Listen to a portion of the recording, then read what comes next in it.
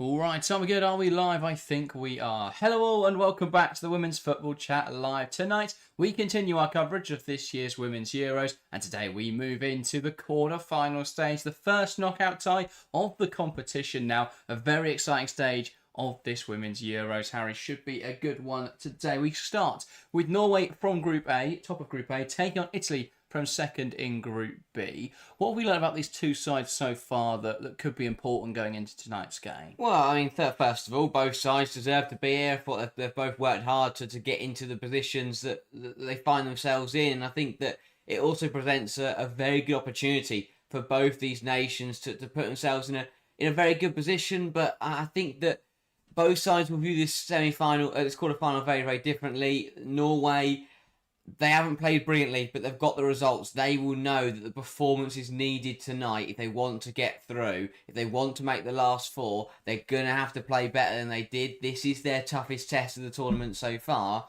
And I think Italy will want to make sure they know that. They've played pretty well. I thought they did well against Belgium, much better at the side against Portugal, and shouldn't have really drawn that match, and then gave Spain a good battle. So Italy will definitely be up for this one. But as I said, I think tonight is a great chance for one of these two sides to break new ground, to get back into the semi-finals once again, especially for both sides, to be fair, have disappointed at the last couple of tournaments. So a massive, massive opportunity for one of these two nations to put themselves into the semi-finals for the first time in a while, and to do something special for their nation. I think the draw has fallen decently for these two sides that they've ended up playing each other. But it also means that it is going to be a very close game. So it could go either way. But for who does come out on top, it will be a magical victory. Yeah, definitely. Do you think I'd be right in saying that both these sides perform well against weaker opposition, but perhaps haven't been tested yet against stronger opposition, or when they have been tested, haven't performed? I think it'd be harsh, especially on Italy's account. I think the fact they played the best side in the world, and for the majority of the game, they put up a very, very good fight. And I think that Italy have looked good across the board. Norway, I think they've done well in terms of getting the results. As I said, I think the performances haven't been quite up to scratch, and they've had a few weird games in there. It is putting it kindly, but at the end of the day, they got the win to cross the line. But I do agree that this will be the most difficult game they've played at the tournament. I thought Switzerland was a tough one up against the host, and they did well to navigate that. Yes, they didn't play particularly well in the first half, but I thought in the second half they responded well. So I think both sides have done all right when they've been pushed all the way. They've also done all right when they've played up against sides they should be beating. I think they'll both feel, in different instances, Italy will feel like they should have done better against Portugal. Norway will feel like they should have done better against Iceland. But Italy did only draw, and Norway still won that match against Iceland. So I think that both sides have fared very well on the most of the tournament. So I mean, it's the reason why they're in the quarterfinals at the end of the day, because they have done well. But I think that Italy will see this as a very good opportunity, because if Norway aren't on their day and Norway aren't up to scratch, then Italy are the kind of side that can really take advantage of that. I think it's one of those where if both these sides play like they have at the tournament so far, Italy should win this game. Whether or not that comes to fruition remains to be seen, because Norway have played pretty poorly in all three matches and won all three, so they might just keep doing that at this tournament. But if both sides play to the best of their ability, then Norway win the game, because the quality I feel for Norway is superior to the quality out there for Italy. I think they have just got that stronger squad, Norway. So it's going to be one of those games where it all comes down basically to how well Norway play, as it always should with Norway. They are an incredibly strong team on paper. It's just never materialises. It hasn't materialised in performances yet, but they've had the results this year which they don't normally have. So that is an important part. But now they've got to take that next step. They've got to start to perform. They've got to start to perform against some top sides. And let's have a look then at the lineups for today's game, because there's a bit to piece together for Norway, because a couple changes. We are in Geneva in Switzerland, and we'll start with the Norway side. It looks like it could be the 4-3-3 they've used at this tournament, but it will be some interesting personnel choices if it is to be that shape. In goal, it's Fiskerstrand, a back four of Bjelda, Mjelde, Hansen and Guro Reiten playing that deeper role. In the midfield three, it's Nalsun, Marnum and Engen. Marnum will play slightly higher in the attacking midfield position, with Nalsun and Engen as the pivot, and a front line of Hansen, Hegerberg and Gautset. So a change at left back, bringing in Gaut from the starting 11 for the first 2 matches, bringing in Gautset, who performed really well against Iceland, a change in the pivot as well, Harry. Do you agree with the changes that Granger's made? I don't, to be completely honest. I think Gautset coming in, fair enough. She played very, very well. But the whole point of Gautset coming in and playing well against Iceland was that she would force Gemma Granger's hand to bench some of the superstars, to do what we've said all tournament, which is balance it out. You can't have a team just full of world-class players that don't want to work hard. You have to balance it out. And I thought that if we were going to see someone like Gautset come in tonight, it would mean that Gemma Granger has finally realised that and that she's shifted so she's got a good balance of world-class quality but hard-working individuals. But no, she's gone the opposite way about it and she's forced more players into this team. I don't understand why every single manager of Norway tries to force in all 5-6 of their world-class players. It's absolute madness.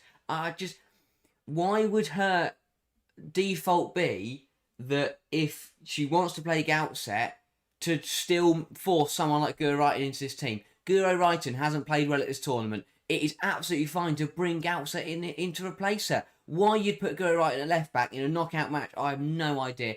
I think Granger's got it wrong again, and we'll have to wait and see. But Norway will keep struggling until they have a manager that has the bollocks to drop some of the superstars, because it doesn't work when you try and force them all in. And I think they'll find that out tonight. I don't see how forcing Guro Reiten at left back is going to pay off for Norway. Just to view it from the complete differing perspective, I think in an attacking sense, you get all the right players in the right positions. You'll have Gautset and Marnham as your 2 tends to play just off the striker. You'll have Reiten and Hansen who can hold the width really effectively. If they do that in attacking areas, it should look incredibly strong. My bigger frustration with Norway is the persistent use of Ada Hegerberg. Because as much as she'll get you goals, and that is an important factor, she can still do that from a rotational perspective. And I think when she starts, she does slow the attack down. And so I feel she's the only player in that front 4 that doesn't really fit that same shape, or what will look like a front 5 today. I understand the concerns, though, with Reiten playing the defensive role. When Norway are defending, could they be exposed? But we've seen Reiten play left back for Chelsea. We've seen Reiten play left back for Norway in the more recent internationals. So it's definitely something that isn't untested going into this game. It's just whether they can strike that balance right. And I think against Italy, who don't attack in wide areas particularly until, well, obviously when the wing-backs come, but by that point, the wingers should have dropped if the wing-backs are getting forwards. So a lot of their balls in behind go towards the strikers. They'll have the wing-backs will carry the ball forwards, and then they'll look to hit the strikers. So if they've got a situational back three, which it looks like they'll try and play this evening, it will set them up in a position that they're able to defend that fairly well. It all depends on how Italy look. If they decided to change something, then I think Norway could be in trouble. But I don't know, broadly, I don't hate the changes. I'm fully prepared to be proved wrong, and I hope so, for the sake of wanting to see a good football match. I hope that Granger has got it right tonight. But I just think it's really bizarre, as you say. I think, yes, the likes of Hegerberg and Hansen's got goals, but performance-wise, I find it bizarre to keep playing the same players, and when you forcing them into positions they don't want to play. I think Hegerberg, yeah, she scored against Switzerland, but I'm mightily impressed. I haven't been impressed with Guro Reiten in this tournament. I don't think Frida Marnham's done too much. I just think there's, these big names keep playing every single game for Norway, but I'm not seeing any response. Maybe this is the kind of game where they come alive, and we see Hegerberg and Marnham delivering in the big games when the pressure is on for their country, and that could definitely happen, but it's going to be interesting. It's a gamble from Granger. It's a bit of a risk, and sometimes they pay off in knockout matches, sometimes they don't, especially when she's up against a manager in Sonchin, who so far this tournament has got it spot on in every single game. Yeah, but perhaps that's why she has to take even more of a risk tonight, Maybe. because Sonchin will have set up knowing how Norway play. And let's have a look then at this Italy side. It's a 3-5-2 that they've used all tournament, but with some interesting personnel changes. In goal, it's Giuliani. A back three of Linari, Salvai, and Di Guillermo. Then the wing-backs are Bonansea and Olivero. A midfield three of Severini, Giuliano, and Caruso. And a front line of Cantore and captain Cristiana Girelli. So, slight personnel change. Bonansea coming in, I believe, for a first start of the tournament. That for me is an interesting one. It's interesting. I think it's her second. She played the Spain game, but yeah, majority across the board, we see that the strongest 11 coming in after that rotated game against Spain. I think there are some interesting decisions. I do massively feel for Boateng because I thought she's had a brilliant tournament up till now, but obviously when you've got Bonan Saya, Sonchin feels like she's the best option for this game, but I think Boateng has had a really good tournament. I think Boateng would be a better option, but it'll be interesting to see. I think that wanting to play both Oliviero and Di Guglielmo is interesting on that right hand side. I think it does offer you something different, and it will be interesting to see how she'll operate. You know, we do see those Italian centre halves, those wide centre halves, do step up quite a bit, and maybe that is part of the thinking there. That if you're putting more of a wing back, full back as that right centre half, when she steps up, she's going to be more dangerous. It'll be interesting to see, but I think it's very aggressive from Italy, and I like that. We've seen again that from Sonchin consistently throughout the tournament as they've gone out, they've been positive, and they've looked to get on the front foot, and that has worked in all three of their group games so far, even if they didn't go on to get the result later down the line. But I think there's some interesting changes. Sticking with Cantore and Girelli is interesting. The lack of goals is something Italy do need to start addressing. Of course, you're not going to bench Girelli because she has scored, and you know, is also your captain, is your leader. I think Cantore's very lucky because it's been a little bit of a quiet tournament, yet to find the back of the net. I find it interesting, especially when you look. I thought Piemonte didn't look too badly against Spain, and I think Cambiaghi's come on and looked really good. So I am surprised that Cantore has held her starting place so far. But I don't think either work nicely or complement the attributes of Girelli, because what you have with Girelli is the same that you get with Cambiaghi and Piemonte, a very static forward, but if you get the ball to them in the box, they can be effective. Whereas Cantore is very much a dynamic forward, can pull into wide areas and create opportunities. So I think in terms of being complementary towards their main goal-scoring outlet, you have to put Cantore up there to get the best out of Girelli, personally.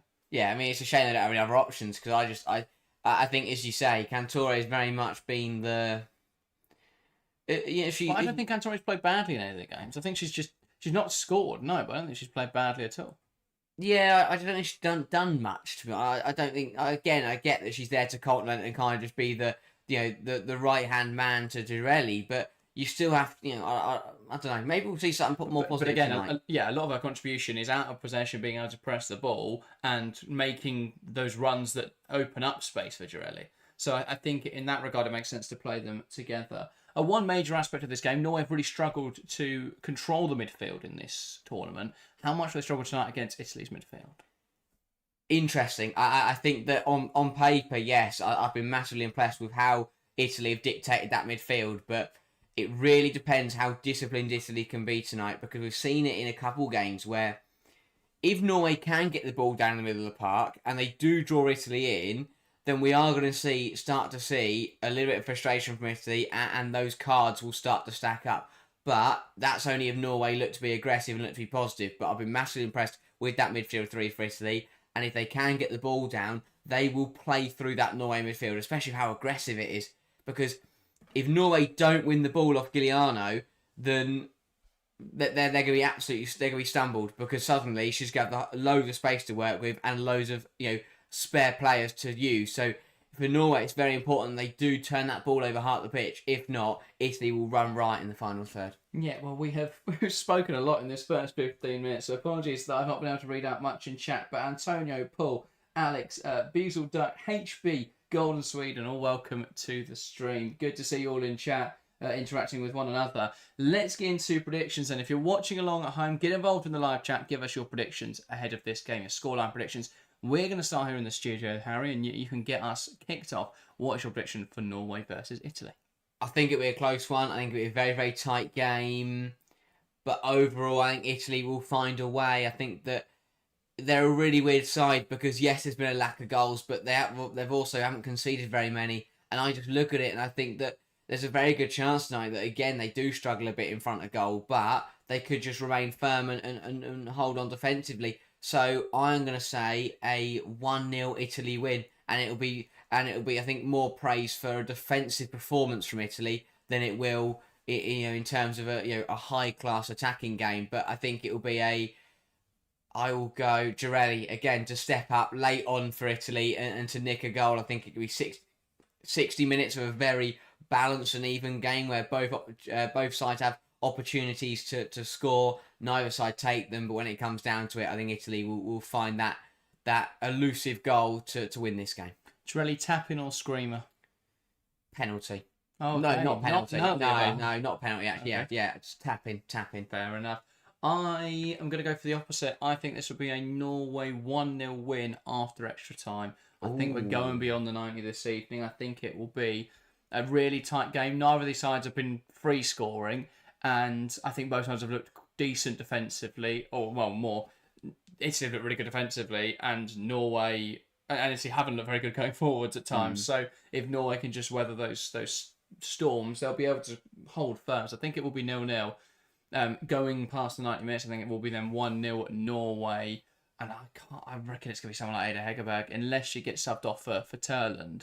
And that is the change they make. But it's going to be one of those big players who will step up in extra time and then they'll get the win over the line. 100%. This is the kind of game, this is the kind of quarter-final where it is so close that it will come down to a big name, to a big game player stepping up to the occasion. And Italy have got a couple who can do that. Norway have got loads who can do that. So it will be very interesting to see who can step up for their country tonight. And well, it will be Italy to get us underway. Giuliano from the middle, waiting for the referee's whistle. The referee this evening, Stephanie Frappart. So should be a good refereeing performance. But it's Giuliano from the middle to get us underway in the first Women's Euros quarterfinal. Knocks it back and we're underway. Norway taking on Italy. The first of 4 quarterfinals in this year's European Championships. Should be an incredible game of football. That, though, not a great start for Nkantore, not pulling off that flick. And it's had a play for a Norway throw.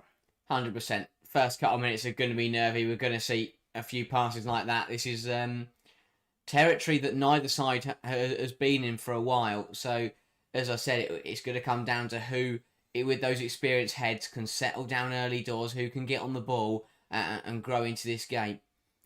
But yeah, Italy disappointing. Both sides have been really disappointing at the last couple of tournaments. So to find themselves into the last 8 of this Euros is a good achievement for both these sides. And the fact that one of them will be in the semi-finals is, I'm sure both sides would love to be there come the end of 90 minutes. Yeah, definitely. A few predictions coming into the live chat. Alex going 1-0 to Italy, or level going to extra time. 2 predictions. Can't be having that in the live chat. David saying 3-1 Tottenham, as he's put it, meaning Norway. But yeah, should be an interesting one. Rising up the stream says, got to be a good game when you two can't agree on who you predict will win. Yeah, indeed. We've had quite opposing opinions in the opening 15 minutes of the show.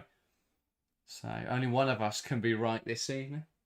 Will be Giuliano over this free kick then for Italy. Waiting to try and pick out an option in the box. Swings it in. Not a bad ball at all, but it is dealt with well enough by Norway. Now they'll look to attack down this right-hand side.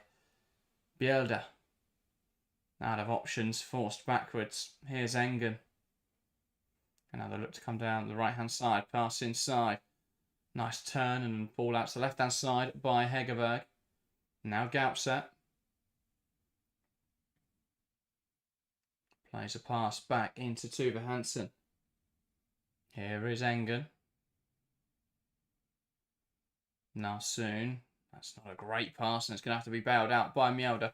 What I really don't understand about this system, because Bjelder's now attacking on this right-hand side, is why you do it this way round.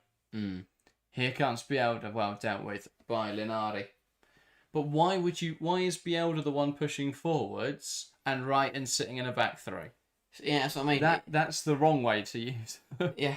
I mean, they have a problem anyway with Bjelder because she's more of an attacking player, isn't she? But that does leave them with 2 very attacking fullbacks. It just feels like Norway keep chopping and changing managers and they all come in and do the exact same thing and then they encounter the exact same problems. Short corner though.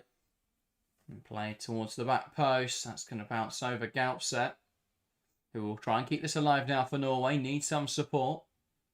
Finds Bjelder, who's come out to this far side. One back in there by Olivero. Tries to keep it in touch. Does win Italy a throw. I'll say the one change I do think it is a positive one for Norway is now Sundin for Barisa. Yeah. Again, I think someone mentioned it. Barrisa's set piece is maybe brilliant, but she doesn't offer too much to that Norwegian midfield. I think Nelson will just give you a little bit more steel in there and a little bit more solidity. Yeah. Alex says, in my opinion, England slows the midfield down too much.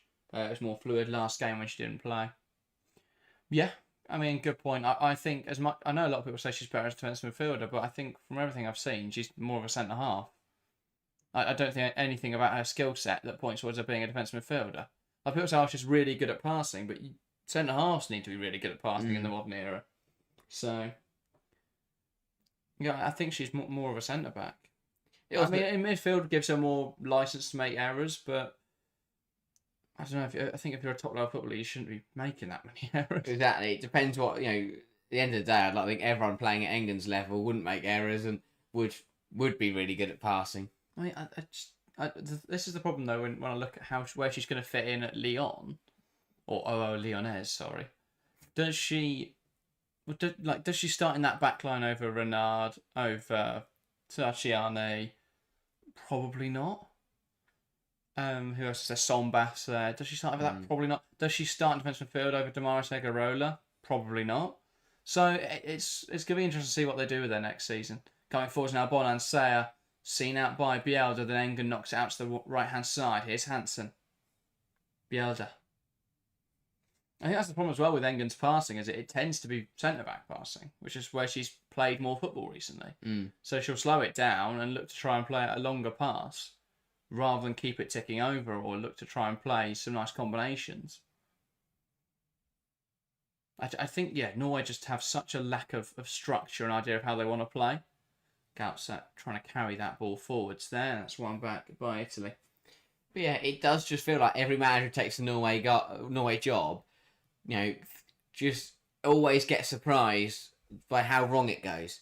It just seems like, okay, I've got good players here. I'll put them in a simple structure. I'll put them out on the pitch and we'll win every game. And then when they find themselves really struggling, they're like, why is this not working?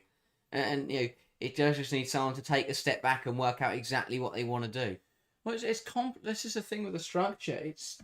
It's complex when it doesn't need to be, and then there's areas that are not that complex, need a bit more tactical detail that just don't seem to be given it, or it just isn't coming off on the field. But like their out of possession structure's been so almost non-existent, but flimsy is probably the best way to put it.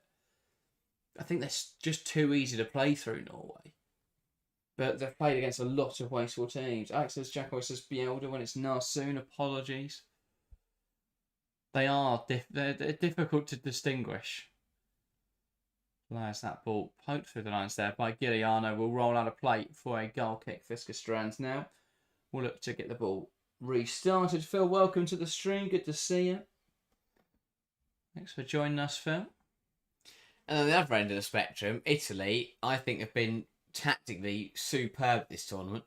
Because, well, I think it's an interesting one with Italy because I don't think the quality is there massively. They've got... No.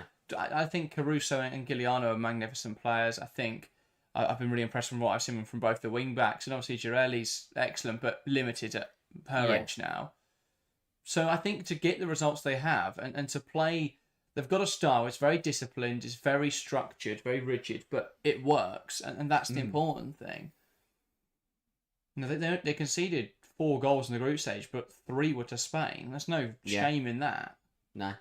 And we've seen from Belgium and Portugal, who have both looked better going forwards in other games, that they're not that poor going forwards, particularly Belgium. They've scored in every other game, but they just didn't ever look like scoring against Italy. Yeah. So that's my question for Norway tonight. Can they break down Italy? Because their wins in other games have come against Switzerland, who have conceded in every match, I believe. Off the top of my head. They've played against Caruso, bearing in on goal, just poking it wide. I didn't think she was going to get through there, Caruso. She just drove that ball forwards and shimmied a shot towards the target. It was slow in there from Lisa Nalsoon, gets caught in possession by Giuliano. Caruso picks up on the loose ball, and no one steps onto her. That is weak defending. That is so Between weak defending. Nalsoon's got to be careful. Mjelda, that is really poor.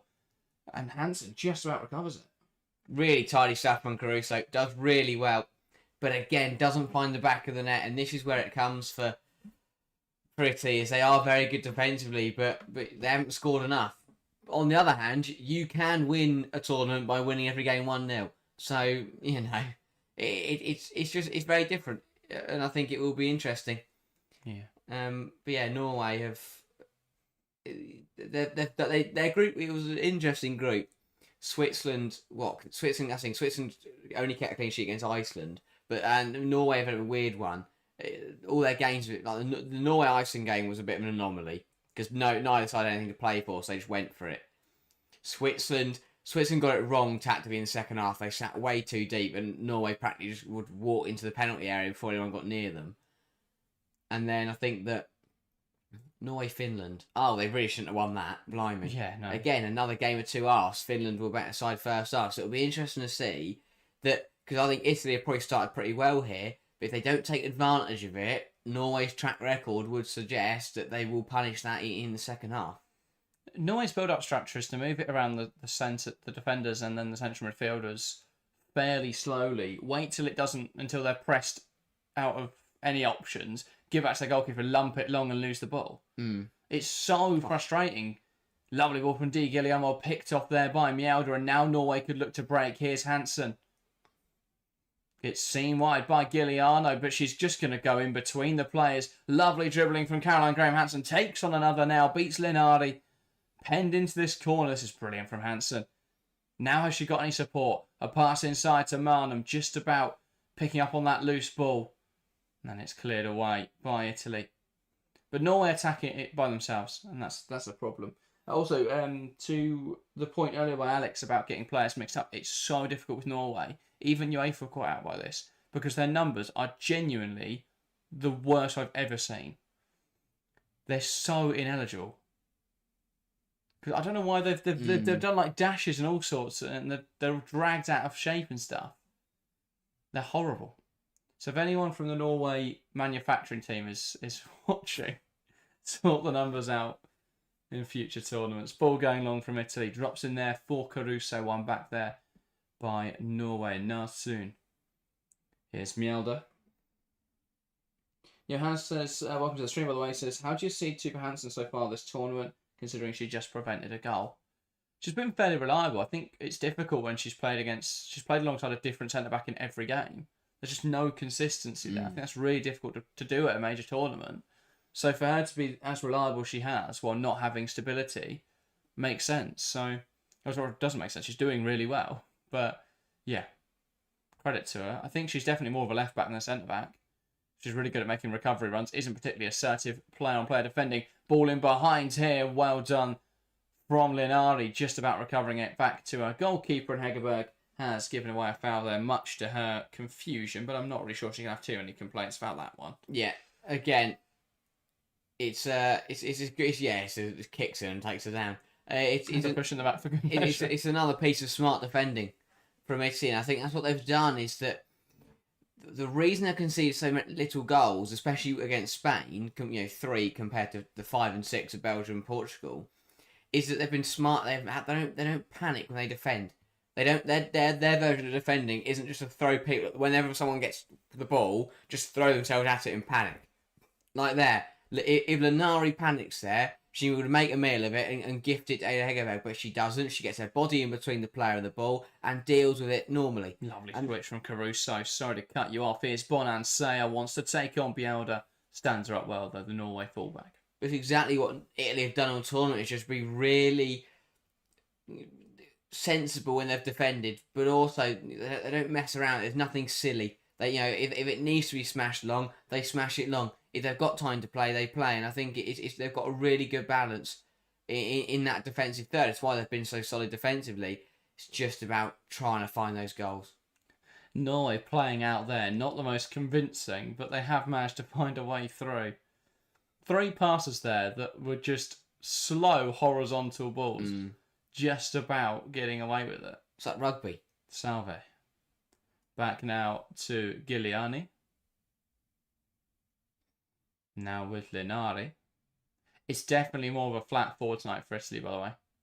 Which perhaps explains the change of Guillermo So Di Guglielmo is playing as a left back, Cantore as a right winger, Bonansera as a left winger. So much more of a 4-3-3 this evening, looking to attack with wingers rather than with wing backs. I mean, and perhaps not viewing Hegerberg as a transitional threat, so more happy to leave only 2 players back. And again, that would further explain the decision to bench Boateng, who I think is very attacking.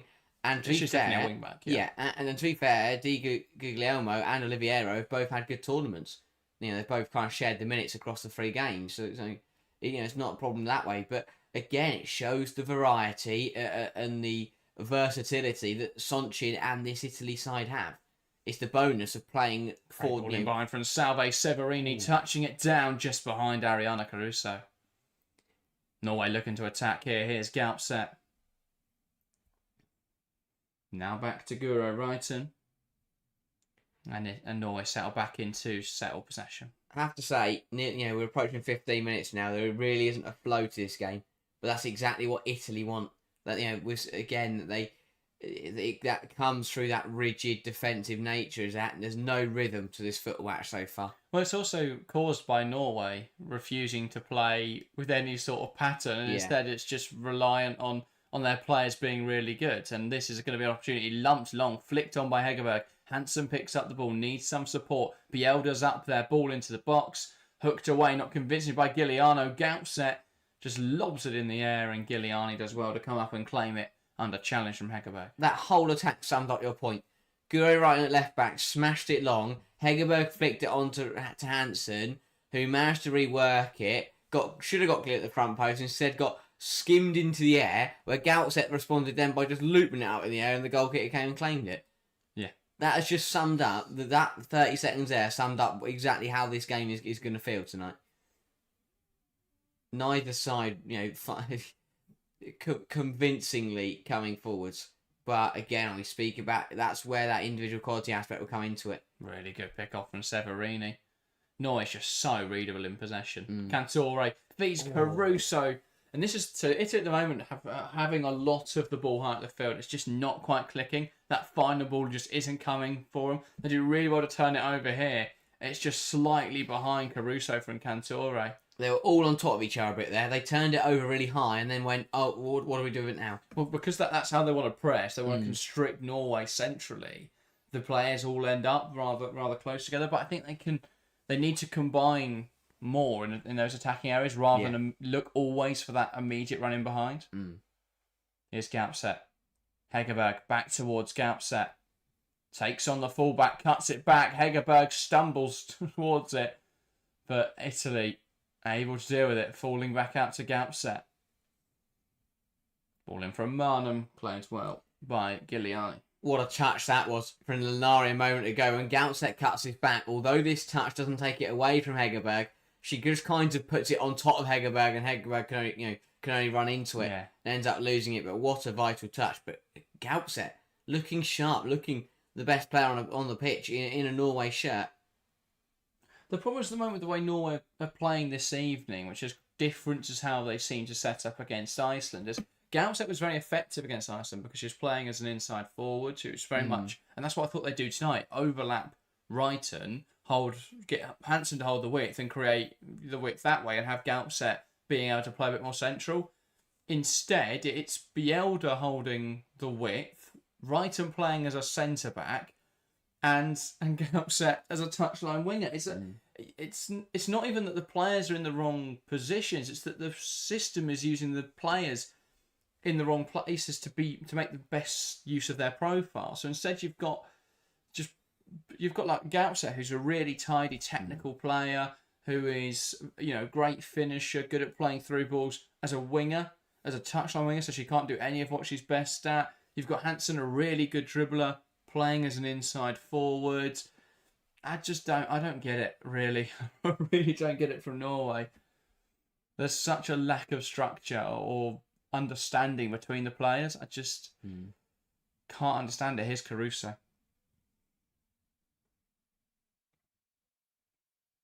Now Linari. Slides a pass forward. Giuliano had a few players around there. Did manage to squeeze a pass back. Then they come down this left-hand side. Di Giuliano inside to Bonan, outside to Bonansea, inside to Severini. Lovely play from Italy. Tries to play it in behind. Di Giuliano will get there. Where is her support? Out wide with Bonansea. In towards the penalty area. Header is away well and Gautset clears it. But yeah, Norway as well, sticking everyone other than Hegerberg behind the ball this evening. It's like underdog football. Yeah. With one of the strongest attacks in international football. It does feel a little bit like both sides are playing like they're the weaker side, which then is kind of building a really weird scenario. This is lovely. Playing again, Italy overloading this left-hand side. Ball into the penalty area. And I think they're taking off each other there, the Italy forwards. Severini and Girelli going for the same ball. And ends up skewing a header wide. I'm not even sure who got the final contact in there. Got to be better communication again. They both made the same run. And Girelli gets in Severini's way, if anything. Oh no, the header. Well, Girelli. The head comes off Girelli, but looks more like a defensive header from Girelli. Yeah. Again, the angle. Girelli's had to run towards the post, so she's always got to try and flick it behind her. Whereas Severini there had made the flat run, so all Severini had to do was head it straight, and it would have gone on target. Yeah. Just a bit of unfortunate play. They've both made a good run, but it's to the same position. Someone's got to be screaming for that, and especially the experience of Girelli. Just got to be aware of. I mean, to be fair, she's a striker. You can't tell a striker to yield, can you? In the 6-yard box, very difficult thing to do. But yeah, I think my biggest problem at the moment is 20 minutes in, hasn't quite got that quarter-final feel just yet. Certainly time for that to develop, but I think it's just nervy. I think that is a quarter-final, isn't it? Between two sides who don't usually reach the quarter-finals, you've not got one clear winner here. You look at the rest of the ties, and you've got France and Germany, which I think they'll either respond like this and it'll be cagey, or it's just going to be so open because both sides are up for it. England, Sweden, I think will be fairly open. Both sides like to play attacking football. And then Spain, Switzerland, you've got one clear favourite. Yeah. Whereas these two are both relative minnows, or at least not used to being on this stage, specifically. And neither sides are really favourites for this game. It's a really tight affair. So you end up with a situation that is, as it's playing out before us, quite cagey. And yeah, I mean, Italy have had the better chances, but they've only put 2 shots. They've only had 2 shots at all. Norway haven't had a shot in 20 minutes. And their attack is Ada Hegerberg, Graham Hansen, Frida Marnham, Gautset and Guro Wrighton all on the field. Lovely play from Italy. Severini takes it 2 wide, and it's an easy stop for Viscastrand, but that will be an Italy corner. Had to put it either side of the goalkeeper there. Probably the one player out of Italy's furthest 6 forward that you didn't want it to fall to. Brilliant from Caruso. She's got to go across goal here because Viscastrand then either has to let it go in or push it into danger. It's just too central. Someone was screaming. Couldn't quite see it. Was screaming in Italy's shirt at the back post, but yeah. I think it's Sofia Cantore. Yeah, but lovely run from Severini. Great movement. Just wrong decision. Has to do better with that. Got to go across goal because even if it's not on target, Cantore's it's a shot on target though. That's a start. It's another one from Italy. Yeah, they've been the stronger side here, definitely. Giuliano in towards the near post. Can't quite get a flick on in there. And that did seem to hit the hand of Sofia Cantore. That will be a Norway free kick. But this feels like the same pattern we've seen in all of Norway's games this tournament, where the other side are clearly the better team but haven't put a goal away yet. And then Norway just score out of absolutely nothing. 100%. But yeah, haven't had a shot yet. Italy with 3, 1 on target so far. It just doesn't feel like it's possible. As you say, when you list the talent in that front line. Because even if you do force them in, you'd expect one of them just to step up and just shoot. Even if it's from 20, 30 yards out. But to not have a shot in a quarter-final after what... I mean, we're halfway through the first 45 minutes now. Not good enough. Doesn't matter who you are. Yeah. I think we're very disappointed, Norway, of how this game is playing out so far. But it's that thing with Norway. There's no point in having £1 million if you don't know how to spend it, and that's what Norway have got. They've got one of the best attacks here, but they don't use it. They don't know how to set it up to make it work, and now they're having to commit tactical fouls to stop Italy breaking away. Now soon on a yellow card after 23 minutes, Di Guglielmo got away from her. Not really sure it was necessary, but she commits a foul. Don't get me wrong, Di Guglielmo solved it well, but... Sorry, no. Yeah, 100% it is a foul. She did drag her back, but it was the way that Di Guglielmo just spiraled through the air and fell over. I think you could put the, is it the Nutcracker? Yeah. Music over there. Brilliant. But she won a free kick and then a yellow card, which her team responded by smashing the ball out of play. Norway coming down the left-hand side. Here's Galfset carrying it well. Holding it up against Oliviero. Tries to put the ball into the box. It's blocked well and out now for a corner. I think Oliviero's done well. I thought she did well when she came on in the first game. When she came on as a sub for about half an hour or 35 minutes, replacing Di Guglielmo. Get it right at some point. Di Guglielmo. But I think that it's been good to see her get that starting role and come in and has played the majority of the tournament since that substitute appearance. Yeah. So, Italy now having to defend this corner. Ball into the box from Norway. Looking for Ada Hegerberg. Not able to meet it. Galfset will try and keep this alive. Needs some support on this right-hand side. Caruso stands her up. Bielda. Not a great ball into the box. Italy. 2 players misjudged it. Finally cleared away in there. Now Norway could settle into a bit of possession dominance here. Marnham hoofs into the box. Couple flick-ons. Can they turn it goalwards? Cleared away by Linari. And then it's just... everything from Norway's been vertical. I haven't seen enough combinations. Haven't seen movement. They just picked up the ball there, Marnham, and you think, oh, they'll try and recycle it. No, just lump it in the penalty area, look for flick-ons. Last thing, with all these flick-ons and things, they still haven't managed to put it in the direction of the goal. That's really good defending from Bonan. So, yeah. It's up against a player in Hegerberg who is much better in the air and is much taller. She's done very well there to challenge and win the ball. Yeah. Natalie says, Wrighton's my favourite player in the world, and it's so nice she's back. Yeah, I love Guro Wrighton. This isn't Guro Wrighton though. She's playing left back tonight. It's not been her. We've not seen her. We've not seen her attack. No. Trying to play out the left-hand side here. Italy, Di Guglielmo under pressure from Nalsoon. Nalsoon does well, but that will be an Italy throw-in.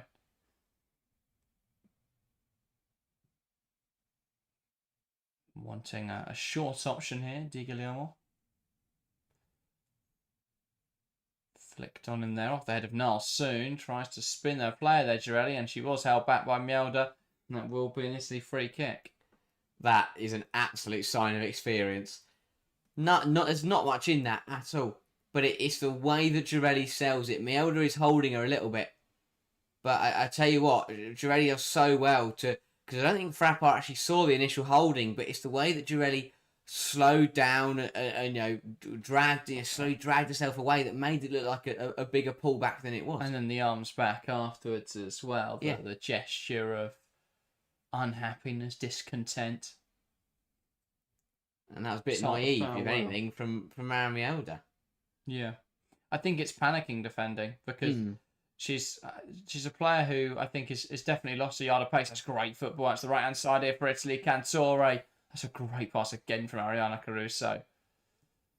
Want to put the ball into the box. It's blocked well by Guro Wrighton, who gets in front of it. But it's the way the Caruso pass to Cantore is brilliantly. But it's the way, and again, there should be warning signs for Norway. The way that Girelli managed to play the pass to Caruso off of her thigh, and no one stopped it. How do you not cut out a ball when the player literally just knocked it down off her knee and played it into the path of Caruso? Yeah. Italy are having it too easy, I feel, in that central area. Norway just aren't offering anything at the moment. No. They're not stopping Italy in attacking areas, or they're just about stopping Italy in attacking areas, or Italy are missing, and they're just not offering any sort of attack ball into the box. No one of either shirt colour able to meet it, despite it dropping into a rather good area. Linari. Olivero Out to the right-hand side. Hooked back into the box by Girelli. It's going to drop for Cantore. Though Engen heading it away. Here is Ariana Caruso. Does really well with Nalsun on her back. Lovely flicker to Cantore. Needs a pass inside. Bonansea. Now Caruso. Will knock it into the box. Great idea with the ball. Girelli unable to head goalwards.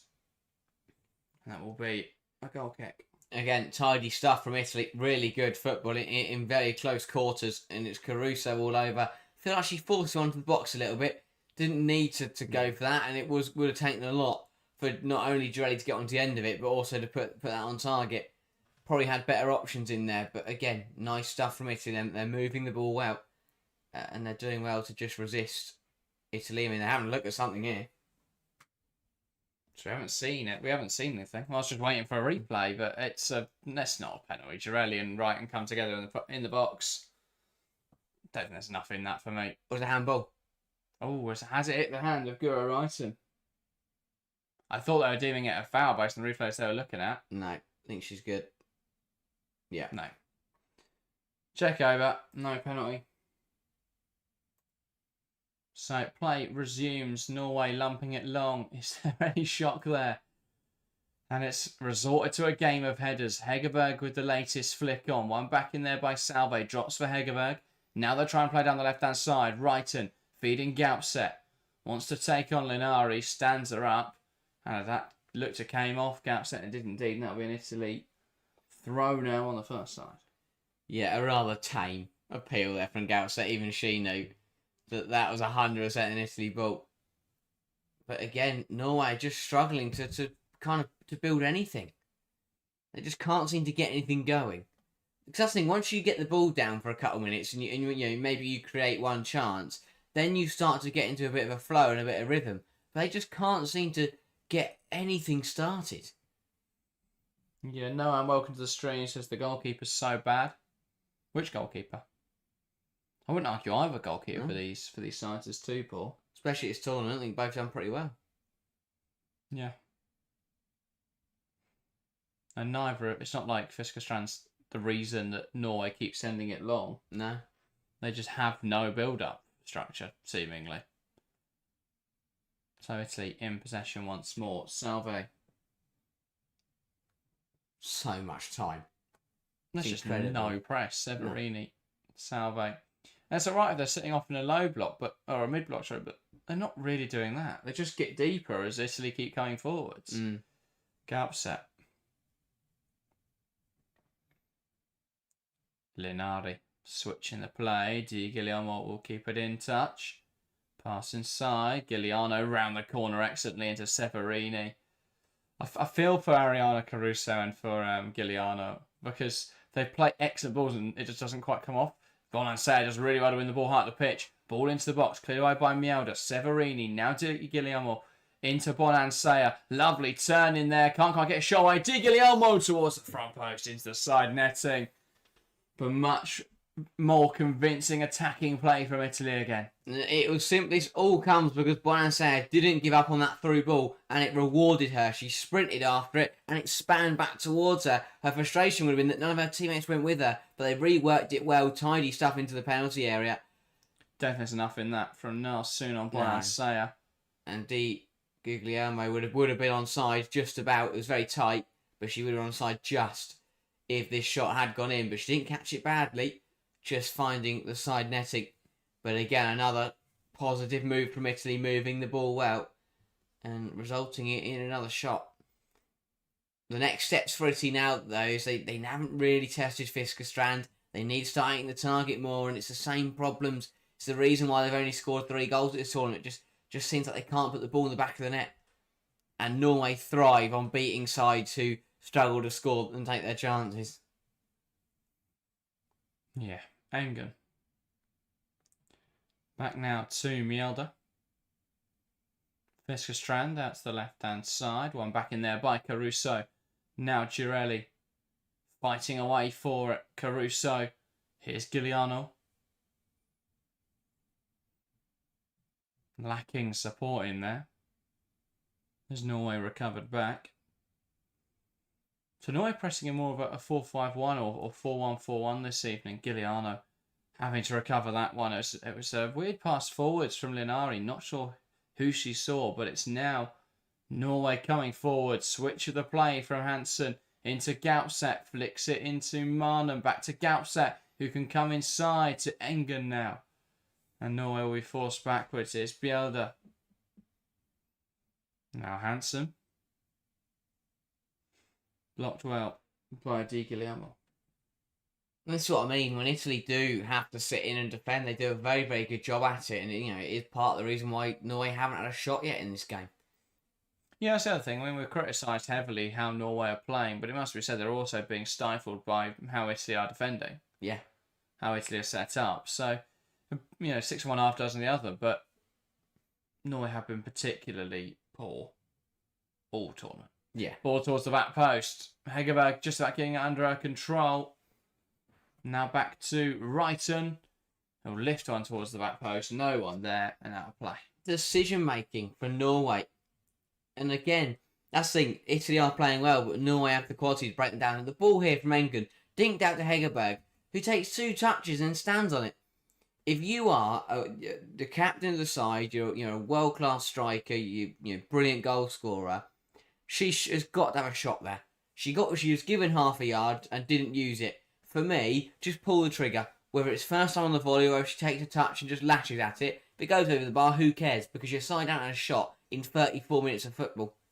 Yeah. That has got to change for Norway. They've got to start taking gambles. I also don't get why Norway are trying to put every ball into the penalty area. I get, you've got Mann, you've got Hegerberg, both good headers of the football. But neither of them seem to be making the runs into the box. Anyway, I mean, we're just in Hegerberg pull out wide to pass to right and to swing a ball in there. Hegerberg's not even in there at that point. So what are you looking to achieve there? And two, you've got such good technical attacking players. Why limit that? Why completely take that out of the game and try and swing everything into the penalty area? 100%. Just a focus on this aerial superiority, but do that at corners. And you'll get corners by trying to play with the wide players, letting Hansen have a bit more freedom. We've seen how dangerous she can be at this tournament.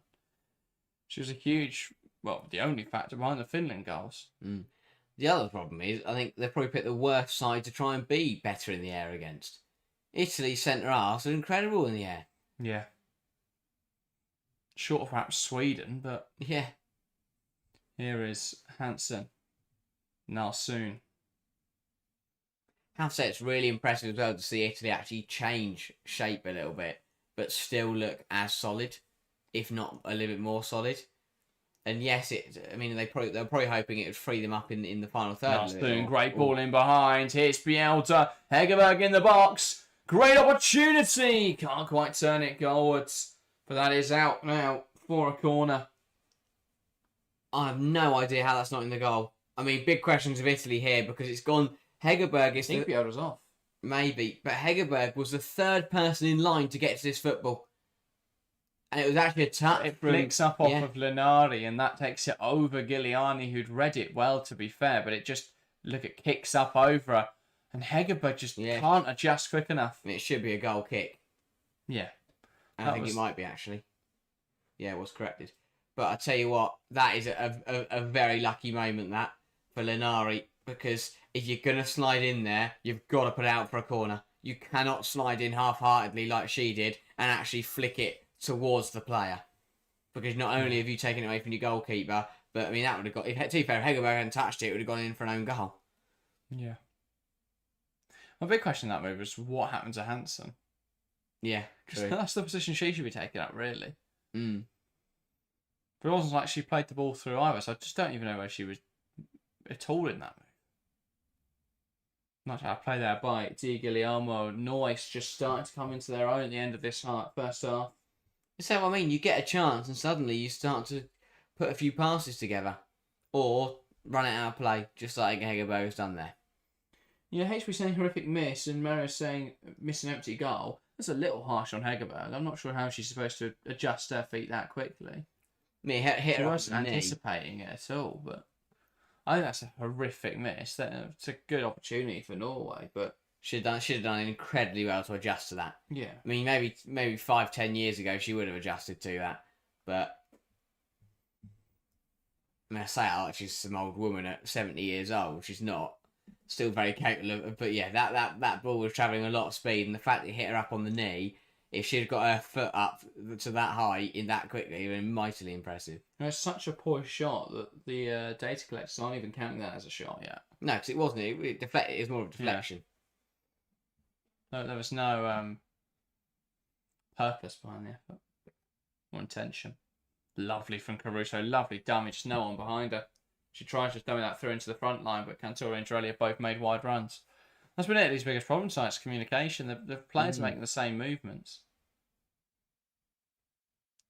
Here is Frida Marnum. Good hold up. Back to Guro Reiten. Now Tuva Hansen. Reiten. Hansen again. And Italy's press just going to keep penning them back. Now Maramielda. Hansen. Reiten out to the left-hand side. Marnum into Gaupset. Can Gaupset take Olivero on? Lovely movement down the line. Ball across the boxes. Dealt with. And now FC can look to break away. Cantore. The switch is on here to Severini. Just doesn't back herself to find it. Opts to go back instead. But I don't mind it from Italy. Not forcing the ball. Well, we were saying Norway forced literally every pass. Yeah. Not sure there's been a single one that hasn't been forced yet. So, yeah. At least Italy are happy to actually play their football and break Norway down that way. Yeah. Again, for Italy, they've at the moment they've got that right balance between being patient and taking the risks. Yeah. You know, they understand that in the first half of a quarter-final, you don't need to punt it and take a gamble. It's just whether we see in that second half if that will shift a little bit. Because the thing is, if they're looking for a goal and they want to try and be a bit more transitional against Norway, they're probably going to take off Cristiano Girelli. But then the issue is, do you want to take off Cristiano Girelli? I think they will. I really do. I think Cambiaghi does what Girelli does. You almost want to be able to put up, do a quick sub of roll on, roll off. You throw Cambiaghi on, get the goal, bring her back up, get Girelli on there for the leadership. Or just put Girelli at left back for a minute until you've got your goal. Good hold up from Cantore. Back out into the wide position now. Olivero does well in towards the penalty area. It's going to drop at the back post. Bielda with an important intervention. Bonanser can keep it alive. Wants to take on Bielda. Into the box. Caruso was going for the acrobatic attempt there. Has been caught rather nastily. No bad intentions from Reiten, but there will be a conversation about a penalty, surely. I think the contact may have been more Girelli's own fault, but we'll see. I love that she went for that. Yeah, I mean, she's holding her foot and her hand. I think Reiten may have just caught her on the hand, but Girelli might have just volleyed Guro Reiten. She's going for it. Yeah. Yeah, it's Girelli just wellies the back of Reiten gets the ball, so nothing wrong with that one. A little bit of a high. Girelli going for the volley, the acrobatic attempt, ends up just smashing into Guro Reiten. I think the hands might be more to do with how she falls. Maybe. If anything. She seems to be alright, if a little battered and bruised after that one. But yeah, I think Italy were annoyed about that chance. Oliviero had so much space out on that right-hand side, and she still managed to put a cross in and not find any of the three Italian players in the box. Well, it is Manuel Giuliano over this one. Can Italy make something happen? Late on in this first half, Girelli wants the ref to watch what Frida Marnum's doing. Nice movement. Headed away there by Niles. Soon going to drop for Caruso, who can strike him well. That one too low, though. And that is a fairly comfortable playing for Fisker Strand. We've seen Caruso can hit them. You can't afford to give her this sort of time on the edge of the box. Takeaway goes out rather quickly, to be fair. Caruso, he disappointed. That would have topped her goal in match week 1. The Norway players ducked out of the way, though. But I tell you what, if she puts that outside the goalkeeper, that could have been on the money. Yeah. Just didn't get the direction. Caught it nicely. Technique, again, was brilliant. You know, came down on it, got her laces through it, caught it nicely on the side volley. but just didn't manage to put any direction or height on it.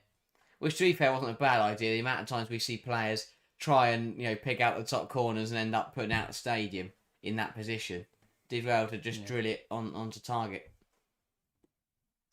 Nancy says, if Norway do want to win, they'll have to try a shot at some point. This is why David's been calling them Tottenham. They're going to win more games without shooting. Well, yeah, to be fair, they can just win on penalties. Well, look at the Finland game. Their goals were an own goal, and I'm not counting Hansen's as a shot. There was no intention to score. It was a ball flicked towards more of a cross. It fell nicely, but yeah. Really good run, by the way, from Italy at the end of this half. Succession of corners now, succession of chances coming. Really starting to put Norway under pressure as we close out this 45 minutes. It's exactly what they've got to do. It's exactly what the half's been building up to. One side to just pull the pin and to have a consistent period of pressure. Ball into the box, headed away. It's going to drop for Caruso again. Brilliant footwork from Caruso. Cut across the area. That's cleared away, and now Norway could look to break. Engen. Just too slow in there that Caruso's caught back up with her. Gaupset carries it forwards well. Where are the options? Goes from range. Not far away from Gaupset at all there. Giuliani looked a lot less concerned than everyone else in the stadium did.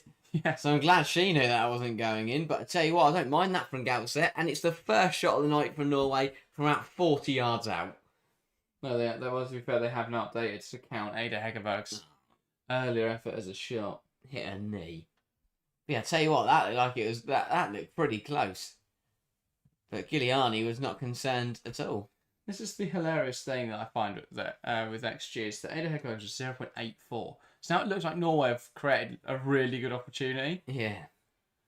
Well, actually, it bounced off her knee after taking 2 deflections. That's why stats always depend on context. Yeah. Here's Italy. Severini. Nagiarelli. Back to Di Guglielmo. Here's Severini.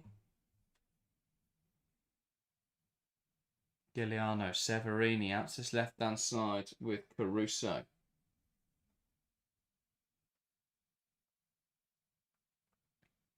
Going long, looking for Cantore. Girelli trying to find Bonansea. Out on this left-hand side. Ball into the penalty area. Cantore tries to meet it. Bit of a collision of heads in there. Wrap up. No problem to let the game continue, though. Linari. Salve. Trying to play a pass forwards. One back in there. By now soon. Now they'll break down the left-hand side here, Norway. Gaupset. I'll switch the play and it's cleared away by Linari. And that is half-time. Norway 0, Italy 0. I'm not sure anyone is surprised by that scoreline. Italy, one of the best defences of the tournament. One of the most underperforming attacks against the Norway side who have faltered throughout this competition.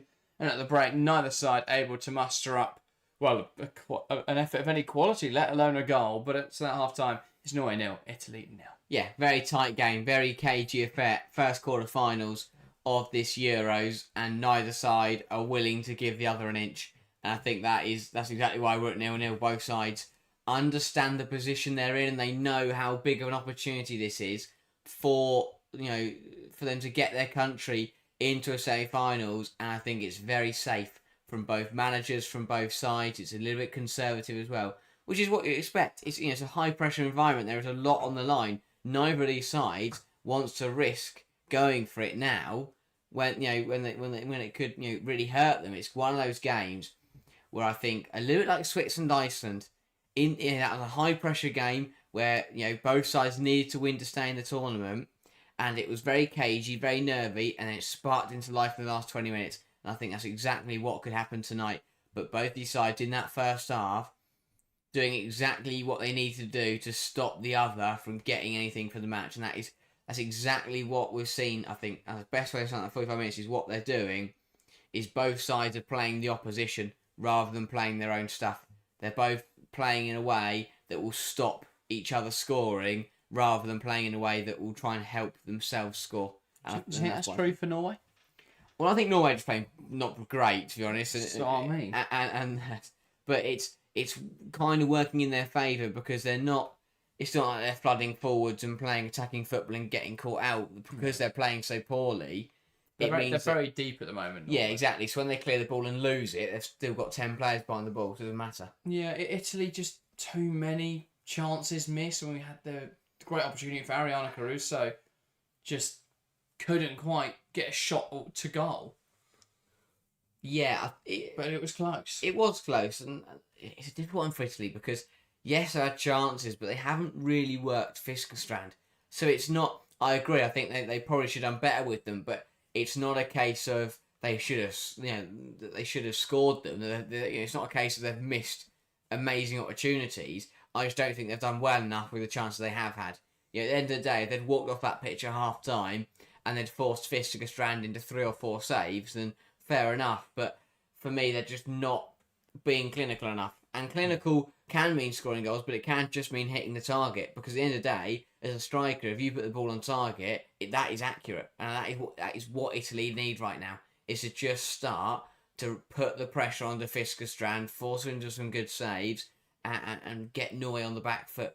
Because at the moment, Italy will come forwards, they'll get the ball into the penalty area, the shot will be a bit miscued and it will go wide and it won't really threaten anyone. And Norway, it won't bother Norway because at the moment, Italy will probably play better, but I wouldn't say that they've had any incredible or dangerous chances just yet. Yeah, I mean, Italy only 33% shot accuracy in that first half. Norway at 0%, of course, but that's more of an anomalous stat at this point in the game. But Italy, 6 shots, 2 on target, 2 big chances created so far, which I have to say I was a little bit surprised. But when you consider the opportunities they've had, the Caruso opportunity, I believe, would be a big chance, and the Severini opportunity. So they've had chances in this half that very much could have been goals, goals, but they haven't been able to convert them. I think the fact that their XGOT isn't particularly high on them shows the shot quality hasn't been particularly good. I mean, this one from Severini just doesn't do well enough to test the goalkeeper, puts it way too close to her body, and just so static from Norway. They've been overloaded consistently in this first half. Norway Italy, especially on the left-hand side, been able to use Bonansea and Di Guglielmo together to really overload, and perhaps that's why they were looking at having fullbacks in this game rather than wing-backs. They'd be able to create an overload on both sides. What I will say is I think the problem for Italy at the moment is they don't have particularly good wingers. I think Cantore is definitely more of a striker, and Bonansea is probably past the best. But I mean, still got a great ball into the box that Severini and Girelli. I think Girelli blocked Severini's chance at a goal there. But both players going for the same ball. But yeah, it's been fairly cagey. I think Italy have played the better stuff. 56% of the ball so far to Norway's 44%. I think Norway, with the quality in this side, to play a system that means they have less of the ball, is so poor. Yeah. They should be able to dominate possession and outplay teams because of the quality on the field. Instead, they just don't do anything, and then they wait for half a chance to come forwards. They've not pressed effectively. The out-of-possession shape is genuinely woeful. Just like half-assed, jogging across the field. No, sentiment of organisation or structure. I just can't understand it. I really can't understand it. And they've given Italy so much space in this first half. It's unbelievable. But Italy, I think, will feel they probably should have capitalised more on it. New says Ada is such a toothless lion, looks lost and lacking confidence. Well, I think it's difficult to have confidence when you make about 3 touches a game. Because she's so uninvolved in how Norway plays. She's just, a sort of poacher type player. But they could definitely make more use of her. The only time she gets to see the ball is when they just launch it long. But oftentimes it's over her head anyway. Ben onto the stream says Guro's not overlapping. But with so much capacity to create on Italy's weaker side, it's wild. I completely understand it. I completely agree. I think the fact that we're seeing Bielda overlap and Guro play it as a left centre-back in this game is just complete idiocy. I just can't comprehend why you take Guro right and play her as what functions as a left centre-half at the moment, because she's not overlapped at all in this game. I just can't understand that. Yeah. I mean, look at what Norway have been able to do down the right-hand side, but with getting Bielda into that position. What if you get Guro right into that position on the flip side? That would make so much more sense. And you'd get Galp set in a more central area, which is more dangerous. And you get Hansen in a wider area, which is more dangerous. They just seem to have so many pros. And you get crosses to Hegerberg and Marlon running at the back post. There seems to be so many pros that it outweighs any cons of the system. And any cons of getting Guro to get forwards, the same as Bielda getting forwards. But you have so much more in the pros column. So, I just can't understand why Norway won't overlap Guro right. If you go player as left back, at least make one that's going to get forwards and offer that width from the left hand side. I can't understand that one. Ben says I can't understand why Caruso drifts centrally and why Caro drifts centrally in Norway's press and allows space for her to hug the line and drive central later when Norway has the ball and trusts midfield to recover the ball back to her. Well, Norway haven't done anything in terms of possession at all. Norway's in and out of possession structure is just non-existent. They've tried to play the ball out from the back. It's not worked once. They just lump it long. And then when they don't have the ball, they just stand there waiting for Italy to play through them. And they're going to get away with it again at this rate because Italy haven't been able to take their chances. It's so frustrating to watch. Because when Norway come up against genuine top quality opposition, it's going to be a massacre. Yeah. People wonder why they lost 8-0 to England at the last Euros. If they play like this against someone like an England or a Spain or a Sweden, whoever they go on to meet in this tournament, they will lose 8-0. Because there's no structure out there at the moment. Yeah, I think it feels a little bit like Italy potentially missed a trick. I think Sonchin has got it right in terms of wanting to be secure and safe. They've changed system. They've gone to more of a flat four to be more secure, to be a little bit deeper and to be a little bit more defensively solid. But I think that Italy have missed a trick there because if they'd gone for it tonight and been as aggressive and as positive as they were in the group stage, I think they'd have got a lot more out of it. Yeah. As you say, Norway have sat off them anyway, so Italy are kind of defending and they're being secure against thin air. I feel like they missed an opportunity to go for it and to really hurt Norway in that first half. And it's going to be interesting to see. It's going to be interesting to see what happens now because if Italy do now try and go for it, will Norway have changed something at half time? It means they're also going to be a bit more aggressive. I do think this game will start to spark into life as we get towards the latter stages of it. But I think that Italy, on paper, they got it right in terms of they saw Norway's quality, they knew what they could do and how they could hurt you. So they changed system and went more defensive. But I just think that they played the on paper version of Norway rather than the team on the pitch. And I think that if Sonchin had played up against what Norway have done on pitch at this tournament, then they probably would have gone for the game a bit more, and they'd have probably been had a lot more chances at the very least. Italy, so maybe a missed opportunity. It'll be interesting to see. But as you say, it's one of those games where Norway have done exactly what they've done all tournament, which is just hold out for the first half, ride your luck a little bit, and then just deal with it in the second half and find a way to win. That could 100% happen here. Galp sets opportunity at the end of the half there to show exactly that, how a half that was majority of it was going towards Italy, a 45 yard punt from Galp that nearly caught the goalkeeper off her line showed how close it could have been to 1-0 Norway, which would have been incredible if they'd gone into half time 1-0 up. So that's what they do best, Norway, is they find a way to win, but Italy have just got to be careful. I think that if they go for it in the second half, then they could be rewarded, but I can see why Sonchin would be hesitant and would be reluctant to just go for it and be aggressive in this kind of match. It is a quarter final at the end of the day. You don't want to risk going for it, getting caught out and knocking yourselves out. I think you can substitute, find a way to win with get lucky and rely on the fact you've got better players. Because, again, we've not really seen them change anything up at this tournament. You mentioned there, it was a while ago now, but you mentioned about Italy being a bit too defensive in this game and Norway perhaps playing against a Norway side that aren't existing. But could you also say the reason that Norway don't look so dangerous today is because Italy have played a bit more defensive? 100%. And yeah, maybe that is the best way to look at it. And yeah, it could have been that if Italy had gone for it, Norway might have had a bit more joy because there had been more space to use, and Italy would have had more numbers forward, which would have left them more vulnerable. So definitely, I think that Italy and Sonchin are a good position because I think tactically they are dictating this. if they want to play deep and play secure football, then Norway can't hurt them. If Italy want to go for it, then then that will open Norway up, but it'll also open, it'll mean that it'll put a really weird divide in between, Italy being aggressive but Norway potentially hurting them. So I think the big thing for Italy is they are in control of this tie, in tactically and on the pitch. So they just they've got to keep playing that way. If Sonchin can remain one step ahead of Granger at some point over the next 90 minutes, or if it takes 120 minutes, Italy will find a way.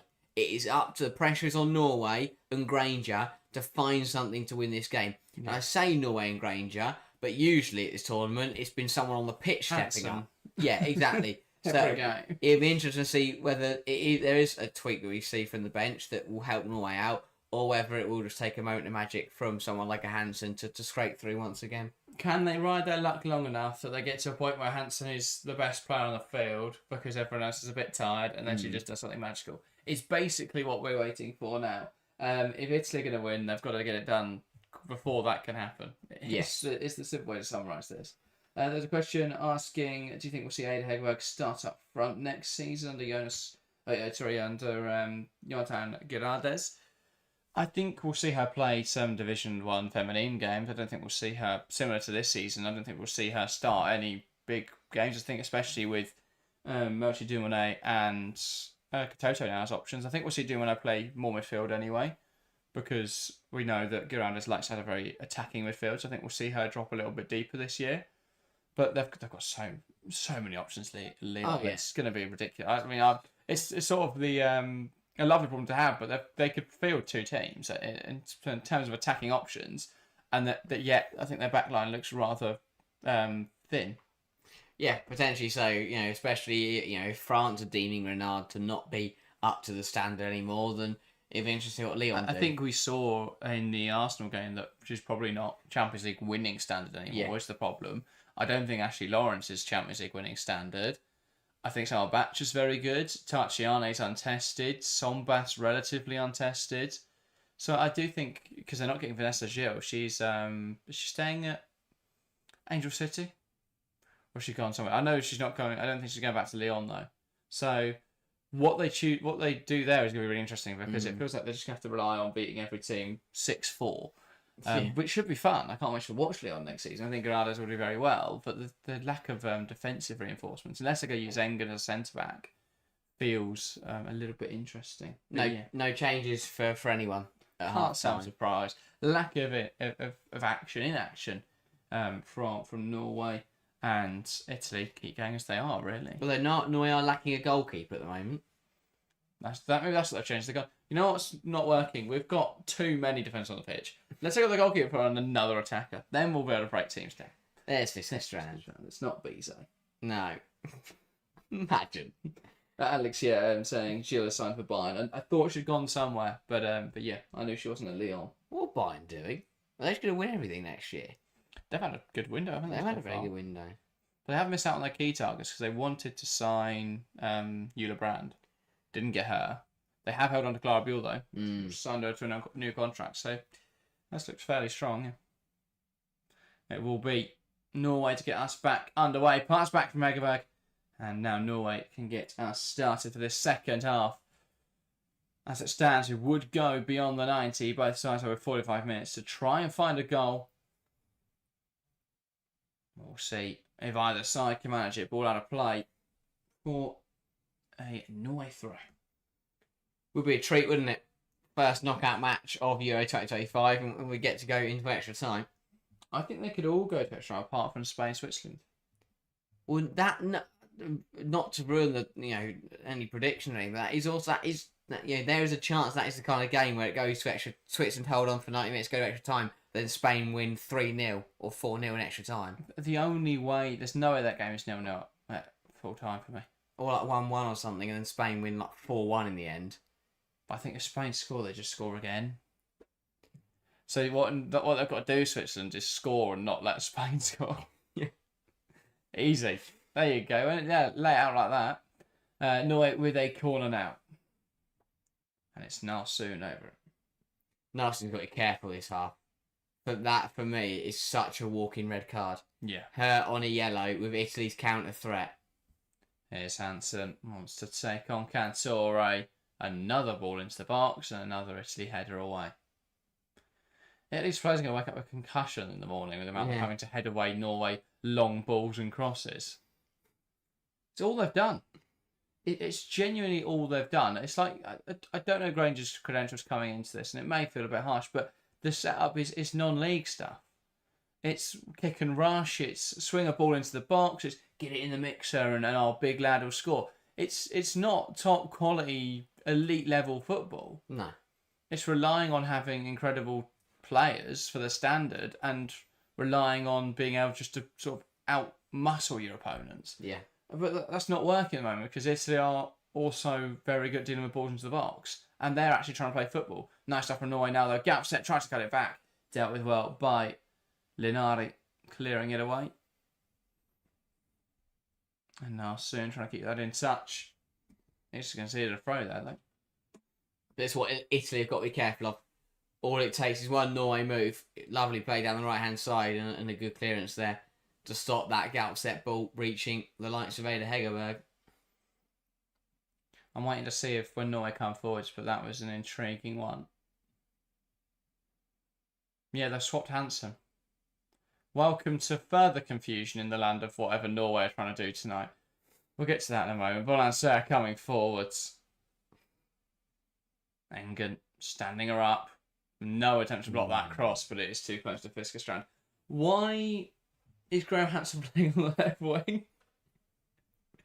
It's just like, here's a player's profile. Now, how can we make sure that we get as little out of that as possible? It is basically what we're watching occur tonight. Some bloke is doing face paint mid-game. Feels like he could have prepared that a little bit earlier than the second half. If I'd watched Norway 45 minutes, I wouldn't decide now's a great time to put their flag on my face. Maybe they're neutrals and have both options ready to go. We have seen a couple halves and halves, haven't we? Yeah. Where they've had half their face painted one flag and half their face the other. Well, that tends to be there's like a flag rather than the whole half a face. Yeah. That look a bit wacky. Just their whole face. That's what we should do tomorrow. Just whole face, England flag. France, Germany would go well because they're quite different flags. Mm. You can't have two with like a plus, if not, it's all going to get a bit mixed up. But Germany's trying to go one way and France go the other, so yeah, you'd be all right.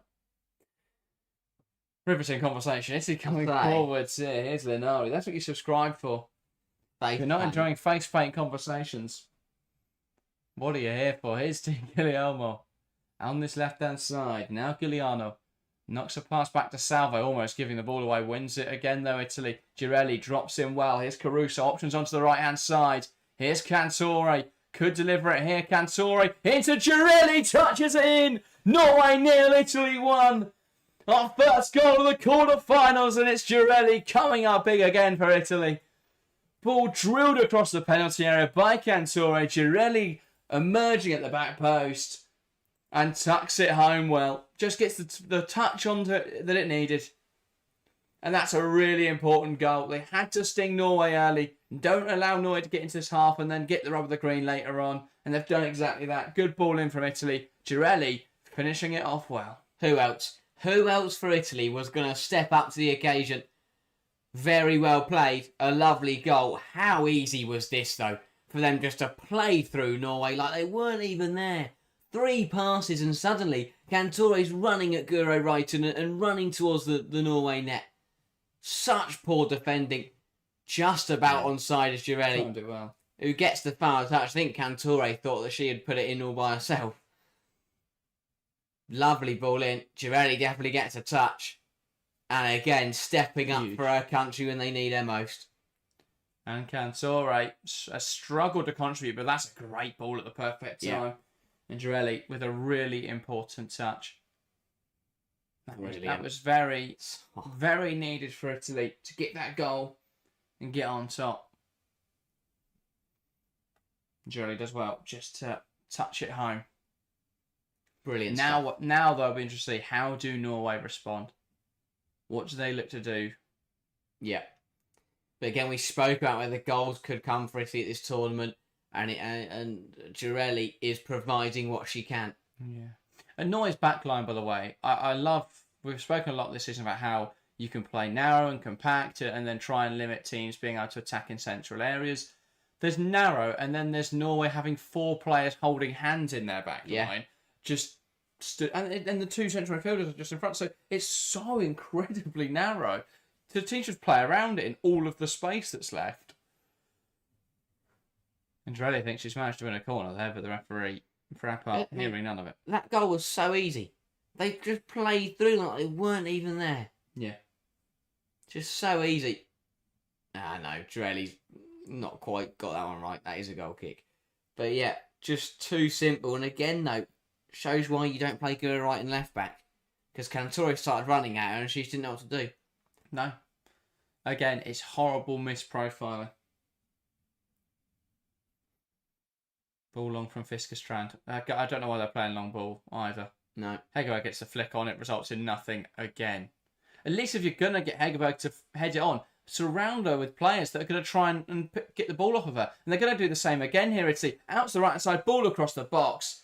Just about dealt with. Bonanser will try and keep it alive. Shot from range. Spilt out. Girelli at close range. Balls for Severini. Cantore now. And it's over the line. And Italy have scored again. But the offside flag is up. And that really should have been 2-0 Italy. Norway are so lucky the flag's gone up there because it is such poor defending. Just trying to think who. Yes, Caruso gets a touch on Bonanser's initial effort. She reacts to the... There. Yeah, she gets involved either way. It's not going to count. She's in offside position. But what a mess that is for Norway. That whole sequence is an absolute mess. And I spoke about in the first half how Italy, it's sensible and smart defending and they don't rush around. That was so messy for Norway. That was panicky. That was nervous. They were just throwing themselves around and hoping the ball wouldn't go in the back of the net. It's amateur. It's people going and just ball chasing. Players in the penalty area not marking up. And just if the ball comes near them, let's just fling some limbs around in the desperate hope it might strike one of them rather than going in the goal. They are going to check this. I think the only argument that can be made is if Caruso doesn't touch it in the build-up. No, I was going to say, I think it's the only argument would be if Caruso doesn't touch it, does she have enough of an impact? But she's either touched it or is deemed to be in the way. Yeah, 100%. She definitely plays the ball. Yeah, it was a massive impact. And she'll be frustrated because she didn't need to do it. Yeah. Because the shot carried itself through. And she didn't really need to swing a leg at that. But of course, she's a striker, she's a footballer, she's always going to swing a leg at it. A midfielder, yeah, definitely. You're always going to try and turn it. Oh, yeah, any footballer there is going to try and stick it in. Nigel says, I swear if Norway somehow fraud a win from here. Well, that's the thing. Italy need that second goal for security. Girelli loses out there to Gautset. But I feel like Norway have got a step worse. They look lost. They look absolutely lost out there. They've somehow got even worse than from when they last played. Bonanser comes inside, strike on goal. Fiskerstrand able to collect it well. What has happened is Sonchin has realised that if they go for it, they will tear Norway apart. And that's exactly what has happened in the first 10 minutes of the second half. Is they've gone for it. Norway looked like they never played football They're before. just going to keep pressing mistakes. Yeah. Because look at that. Norway have lumped everything long tonight there, but Italy have forced them to do it deeper and earlier. So then Italy are settled. Italy had more shots on target in the first 10 minutes of the second half than they did in the whole of the first half. They have upped the standard massively, and Norway can't cope. I mean, I'd love to see what Granger said in the changing rooms, because nothing has changed. No. Nothing has changed at all. Here's Cantore.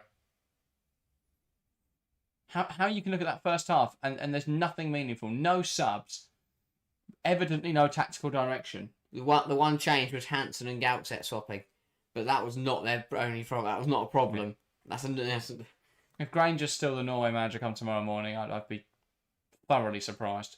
I don't know how the federation could look at this performance and judge that. I get what you mean. They can't keep chopping changing managers. They've got the buck's got to fall with the players at some point, but ultimately. It doesn't matter what team this was. This has been just awful. Yeah, I don't think Granger was the right appointment, but it will be interesting to see whether they do just throw her out like they have all the other manager, or they do try and stick with her for a bit. I think if it was any better than this, then I'd understand trying to stick with it and seeing what she comes up with the next tournament. But there's nothing. There's no ingenuity. There's no sense of style out there or structure. There's just no resemblance of a tactical identity. Bielda puts the ball into the box. Salve, having Norway's best shot of the game, that putting over the bar. Yeah, get that a little bit wrong, and was very fortunate to see that sail over her own crossbar rather than in her own net. Good ball in from Bielda. Yeah, just tries to clear it and ends up kneeing it towards her own net. But the question there is, who is she going for? Because Norway just got players hiding in the back post. And that's the thing. These players now for Norway, these big superstars are hiding. They're not coming out. They're not fighting anymore. And if Italy keep playing the way they are, this is only going to have one winner. Unless Norway just somehow fluke some sort of result out of this game. Just a mess. Ball into the box. Towards the back post. Headed away well by Caruso. Unchallenged header from your own attacking corner. Caruso has the opportunity to squat down and flick it away. So into the box, it's down in a heap, and it's a penalty to Norway. How do they get this every time? What a mess. It's so clumsy from Linari and Engen coming together. They will check it. 100% a penalty. Oh, my word. It's just clattered into the back of Hegerberg. It's so silly. Such a silly thing to do. Ball goes in there, and she's holding it. That is so stupid. Because the ball is nowhere near Hegerberg. Hegerberg's not getting there at all. It's clumsy from Linari. And again, I've praised Italy defensively. They've been smart, they've been sensible. But that is just a moment of match. She's offside. She's off. Surely she is offside there, Ada Hegerberg. But I don't think there can be any argument there. Unless they've switched the machine off again. This is going to be an interesting. This is a weird one. Because there are so many factors here. It's undoubtedly a foul, but it will come to first whether she's offside. I think it's going to stand because it's at the end of the day. The ball she wasn't going to get there is the problem. That'll be the argument. Is Hegerberg that ball was never going near her. I still think they're checking it. There's just no. Oh no, there's a yellow. She's off to go and book some coaches. Yeah, Sonchin would be my best guess. That was all. She could have just waved it at the Italy bench. Yeah. It is Andrea Sonchin. That does not surprise me in the slightest. It is not happy. And I think that is more frustration at his own players coming out of the officials. Anyway. Yeah.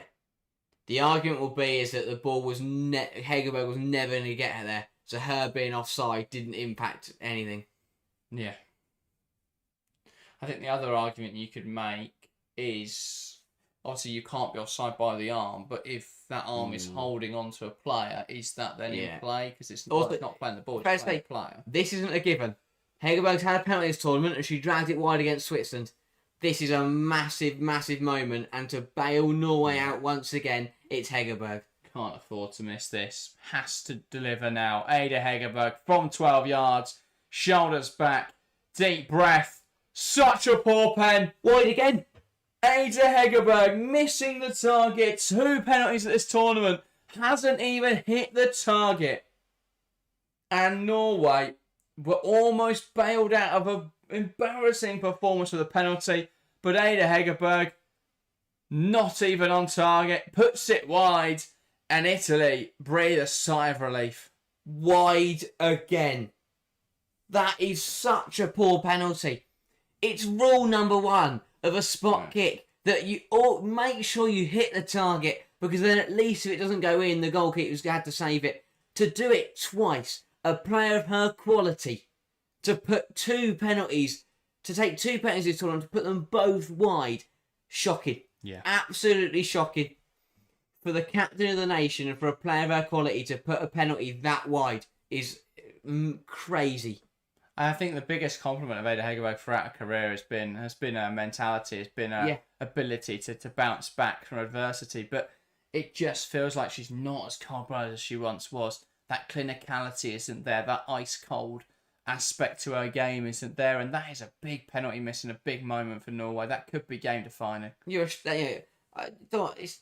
People might say it's too harsh, but that is a shocker.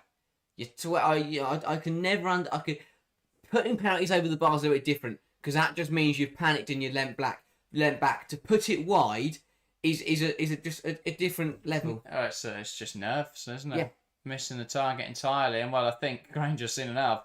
That's Elizabeth Turner warming up. Will this be to go to a shape change, or is that Hegerberg hooked? You have to bring Hegerberg off. Not been good enough at this tournament. Cantore tries to find Girelli. He can't quite get it under And control. you Miao feel- will go back to a goalkeeper. That was the chance. That was the Norway moment that would get them back into the game, even though they don't really deserve it. But that has come and gone now, and Italy have got to use that. But Let off have after that first penalty, when you've got Guro right on the pitch, very good penalty taker. Frida Marno on the pitch, a decent penalty taker. Graham Hansen. Caroline Graham Hansen, a good penalty taker. Would you not look at your options and give someone else a go after a missed pen? I understand having faith in Ada Hegerberg, someone who's been such a staple in this Norway side for such an extended period of time, but at some point you've got to move on. Tell you what, the one player who was breathing a sigh of relief is Linari, because that was a really clumsy thing to do. Yeah, completely agree. The other thing now is if they're going to put Gaupset at right wing, just bring Bizet on. Yeah. And I feel for Gaupset, but they've not used her in her role at all. She's a very handy attacking midfielder or player cutting in from one of the wings, mainly the left wing. Yeah. They've used her as a touchline winger on both sides. I can't understand it really. Again, I think my other criticism would be use of the squad. Yeah. I've not seen enough of Turland or Bizet. They've got a lot of quality on that bench. I mean, no, Burris has started the first couple of games, but we're less than half an hour through and they haven't made a change. You're 1-0 down in a quarter-final of the Euros and you haven't made a change after 63 minutes. That will not cut it. It's one of those games where I think we spoke about Hegerberg this tournament and how she's not really had the service. But when you've had opportunities that have generated 1.58 xG and you've not put either of them even on target, she's lost 9 duels in this match. Wow. One, why the hell is it going to that like that so often? But to have only about a 30% dual success rate. Yeah. 4 wins from 13. That's shocking. They've changed the shape. Marnham's off, Turland's on. 4-4-2 for Norway. They weren't playing long ball before. They are now. But you need a goal in a quarter-final for Euros, and your midfield is now Ingrid Engen and Niall Sund. Yeah. It's not going to get you anywhere. Where's the creativity? A centre-back and a water carrier. They're important players, but not in a midfield that needs to create a chance. Just have swapped Gaupset and Hansen back over the way. Have all the players to bring off Frida Marnham, who I don't think has been brilliant tonight, but at least she can create things. And she'd look better if you take Ada Hegerberg off. And maybe stop playing Guru right in at left back. Might be a great idea. Unbelievably poor. Just for Norway. Yeah, the basics. Great. Just to be honest, it feels more like overthinking from Granger. She's trying too hard to do different things. The end of it, she'd benefit more from just putting these players into a simple structure, and just. I mean, that's what she. To be fair, what's happened is in the first couple of games, that's what she did. Put a simple. Go long again here. Norway Hegerberg in behind, got a finish, tucks it past the keeper, and it's there. And Norway strike. Hegerberg, 2 big misses, but 1 very big goal there. Norway draw level. And it's a bit of a mess there from Giuliani. What is she thinking? Got to do better with that one. And Hegerberg just tucking it past her. And Italy's hard work undone. That is a massive misjudgment from Giuliani. Why on earth? She starts coming out and she would have made it there decades before Hegerberg. She would have got there miles before. But she backs out of it and retreats to her goal line. Yeah, and comes again. Oh, that is a really poor piece of goalkeeping. Credit to Hegerberg, good run. Great ball from Maren Mjolder. Hegerberg does well. But the fact of the matter is that Hegerberg should have been nowhere near that football. No. Giuliani has got that. Even afterwards, it's weak goalkeeping. That is poor from Giuliani. Wow. And Norway, against the run of play, draw level in this important game. Done it again. They've done it again. Hegerberg as well. Misses a penalty but finds an equaliser. Exactly what she did against Switzerland. Now Italy have got to dig deep because they've been the better side throughout this game. The stats won't show it because Norway's XG's inflated in this one. But yeah, Italy have got to dig deep. Got to find their way back into this game. Got to find their groove again. They've just been knocked out of it. That Norway challenge does leave Italy with lots of space in midfield. Can they utilise that? It feels like Italy have almost dropped to Norway's level, trying to go long, trying to force that ball. Italy lost their heads of it. I mean, that was demonstrated most by Sonchin getting booked for the penalty. That was their miss in the end. Salve, Cantore. Italy coming forwards now. Where's the support now? Arriving in the box. Caruso. Trying to twist and turn. Back now to Cantore. Fed through to Salve, who's still high. Ball towards the back post. Severini can't meet it. Cantore can't quite get that under her control. Italy now will look to use this. By the way, there was a lot of people saying about the chat spoilers. If you are watching along, love the interaction in the live chat, but if we could try and keep it in sync with the stream to avoid that, that would be great. Thank you. So if you are just hopping in, welcome. Severini, good hold-up play. He's offside, though. But that was good from Italy. Just couldn't quite find an opportunity to get a shot away. And for some reason, we're going to see, rather than seeing Norway play out from the back, Italy's goal from about 20 minutes ago. Yeah. I mean, that feels like a lifetime ago, to be fair. So, yeah, as you say, it was only 15, 20 minutes ago. But I tell you what, yeah, I think Italy just lost their way a bit from the penalty up to the Norway goal. And now you feel like the Norwegians are growing into this one. Gout set into Elizabeth Turland. Giuliano squaring it up.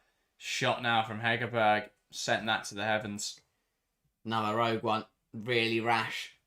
Rushes it, leans back, and has cleared the goal by some distance there. Hegerberg just bounces up, to be fair, as it reaches her. But I tell you what, Giuliani has got to be frustrated because that was an absolute gift to Norway. Shem Charlie Albie, welcome to the stream. It says this is what Norway do: get outplayed, then score a jammy goal from nowhere. Yeah, absolutely. So it's been the story of their tournament. I mean, they've only led once at this tournament, so they've only got like in the first opening stages. Switzerland, they went behind. Tonight they've gone behind. They went 1-0 down to Iceland of all teams. They went 2-0 down to Iceland, to be fair. Yes, that's a nice touch and turn out. Looks to go down the left-hand side. Gout set. Lovely control. Can she create now? Driving in from the left-hand side. Di Guglielmo squaring her up. Gout set takes aim. It'll bounce through and it's so rash from Italy. They're panicking at this stage of the game. They need to settle. Haven't seen this. Norway have been much more composed. Italy are panicking. We haven't seen this from Italy all tournament. I think we saw it at the end of the Portugal game. Maybe where they conceded, they just panicked in that moment, and that's where the space came from for Portugal to score. We're seeing it again now from Italy. They're just panicking. They had that lead.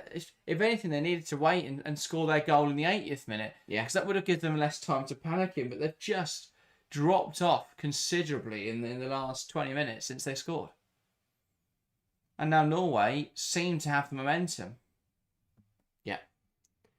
It's an incredible game because, as you say, it now feels like Italy will be the ones that would happily go to extra time right now. Yeah.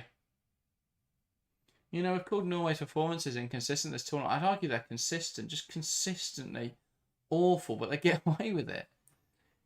Yeah. And now they are starting to play a bit more, but even then, they're going just for long balls and relying on Italy mistakes. Weirdly, I think it's probably been one of the worst of the tournament. I thought the reaction against Switzerland wasn't too bad, to be fair. And after that, I thought they'd kick on. I then thought against Finland, they were really poor and found a way. I thought the Iceland game was a bit of an anomaly, but when they came forwards, they did play well. But tonight, not been at it, but they're level. That's what matters. Chance now, falls for Gout set. What a tackle. What a tackle Cleared from away. Bonanza. What a tackle that is to stop Gout set far in the back of the net there. Swung in, header across from Mjelde. Engen can't quite get there. Severini hooks it out. I think Italy need changes. Looking leggy out there. Yeah. Here's Girelli. And Norway have made subs. We haven't seen any yet from Italy. That's a throw-in. And Italy have got players. And Sonchen's been really proactive. He's been making changes around 50-55. Could there be a shape change back to the wing backs? 100%. Boateng on there. Yeah. Give Norway something different to think about. Someone like Kambiagi into the front line, just a bit of a handful, I feel. Yeah. But as I said, you're spot on. They look tired because usually we've seen changes 15 minutes ago for Italy. I wonder if Sonchen was always thinking about this game having to go to extra time. That is good. You've got to think about that. Just going for that, but thinking about that too early. They should just look to kill the game. Oh, I think Italy have probably gone a little bit too safe tonight. It made sense to start. It was after the goal. They I don't know. They just really didn't kick on. Fell off. Yeah, should have kicked on from there really. I mean, he's got to be careful being on a yellow. Can't afford any silly business. Sonchin. He has been. He's one of my favourite managers at the tournament. Not only tactically, I think the variation, the variety, and the versatility that he has as a coach. He's very proactive, but also just on the touchline, up down. His methods are quite unique. For anyone who's interested in that, head on over to the Women's Football Chat.substack.com. There's an article out just before the start of the Euros from Salim, looking at Italy's training methods, looking at how they've set up their camp, looking at what Sonchen's been doing in the last year. Very unique, and very. I recommend that read highly. It's exactly what Norway coming forwards. Here's Hansen, wants to take on Di Guglielmo. Pass to the box, looking for Hegerberg, cut out. Hegerberg is so static. When you find her in the right position, she can be incredibly lethal, but just too static, especially in that position there. Handsome. Now soon. Needs an option here. Goes out to the left-hand side. Righton. Lovely football between Turland and Gautset. So strong in there from Gautset. One back though by the hard-working Olivero. Cantore. Too deep, really, to have an impact. Sofia Cantore at the moment. Here is Giuliano. Will try and carry it forwards. Header flicked on by Engen. Now soon, just about touching it back to Righton. And Norway can settle on the ball once more. Italy is struggling. I don't know what Sonchen's got up his sleeve here because, again, I praised how good he's been at reading the game and nailing the substitutions in the group stage. But tonight, yes, he might think about extra time, but Italy will do well to make it the next 16 minutes so they don't make changes. Yeah. Got to understand the situation that Italy find themselves in. But also, you don't need 5 changes in extra time. That's a bizarre thing. The other question is, do Norway now, what do? Are they happy in their position? Do they try and play out the 90 now so they can do after that, try and tire Italy out? Or do they push for it in the last 15 minutes here? What do you think they're going to do? What would you do? I think Gemma Granger is probably thinking that right now, and I think they might just do a bit of a weird in-between for the next 15 minutes. It was me, I'd go for it. I'd see that Italy, they're tiring, they're not making changes. I think you've got to absolutely gamble now. You're on top, You've got momentum. I'll be looking at Bizet on that bench, especially. Get on a right back at this point. With how high Bielda is, put on someone that's actually a winger. Hansen across the box, flash an opportunity that goes a beg. Hegerberg's got to throw herself at that. Has to gamble. Has to absolutely launch over this. How has she not gambled? Oh, what a chance for Norway. And Hansen putting it across the box. No one committing for it. And another chance goes begging for Norway. And now they will have a corner, though, to try and create another. Now soon over this one.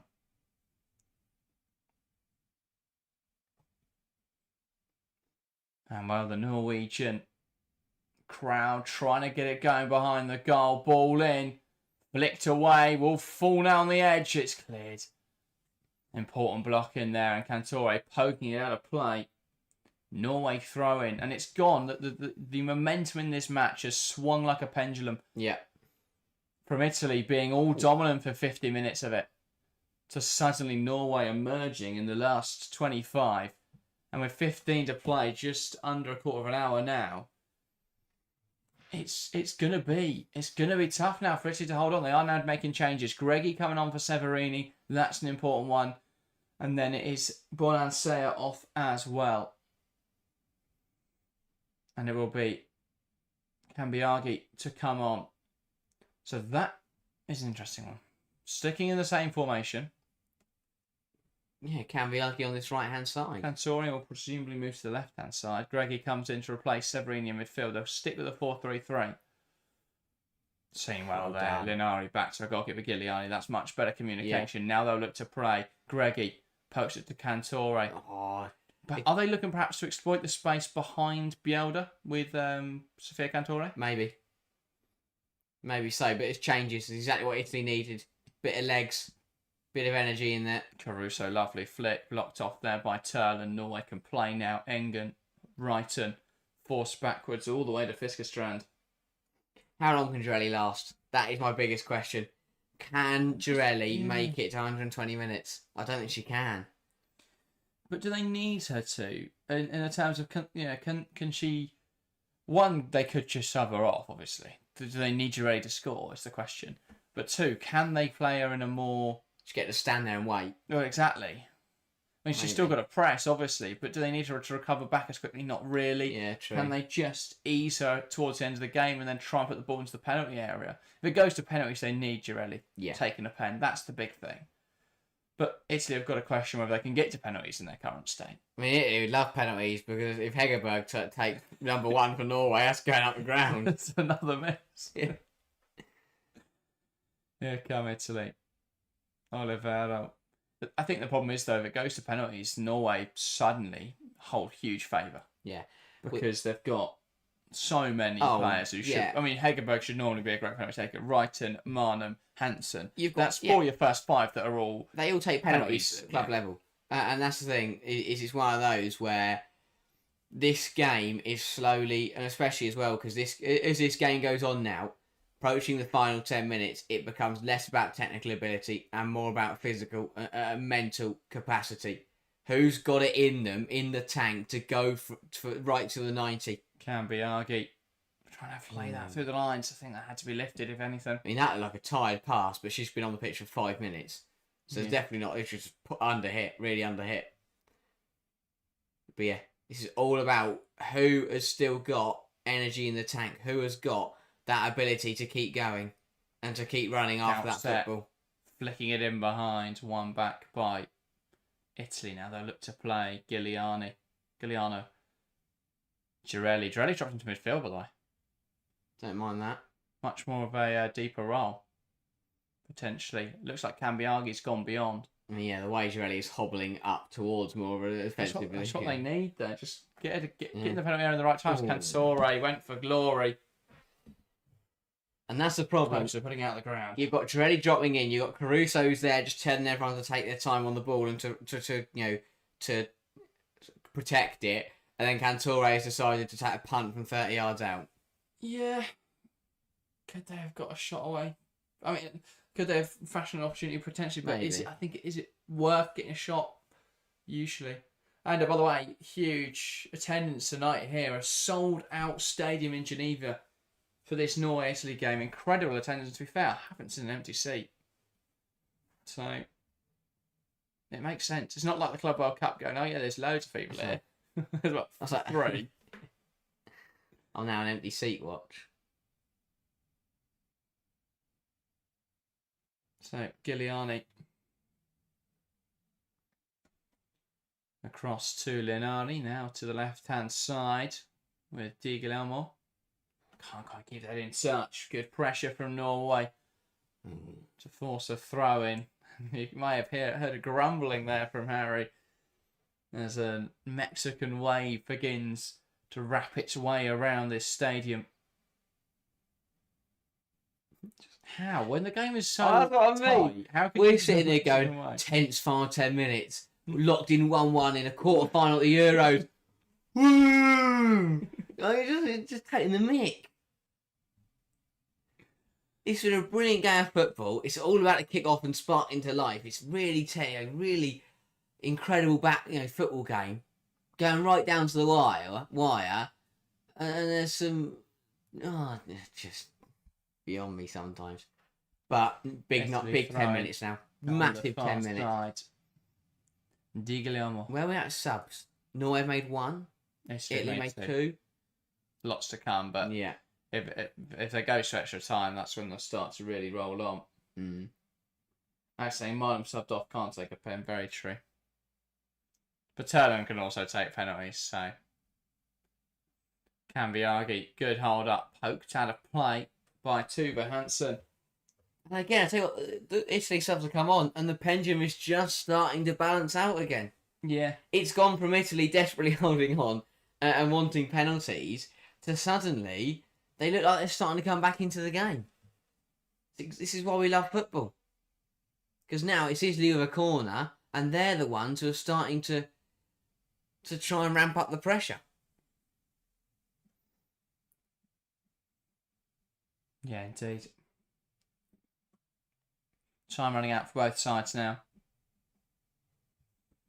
Can Italy make something of this corner?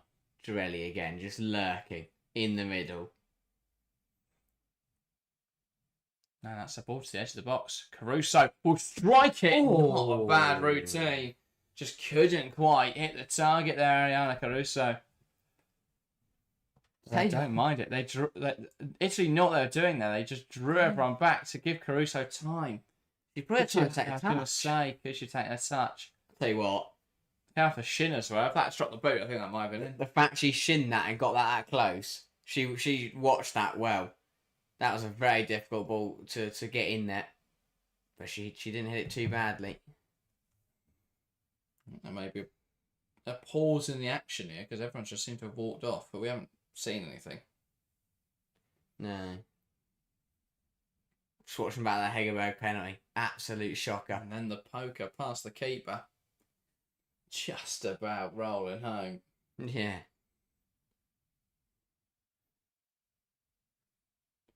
Yeah. Not quite sure what's going on. Oh. It's Bielda that's gone down, and they were. I think the ref there was getting her off the field. So now, but Yeah. Norway will have to play without a player. Well, yeah. Let's just play. What are we waiting for? She's off the field, so Yeah, we can play on.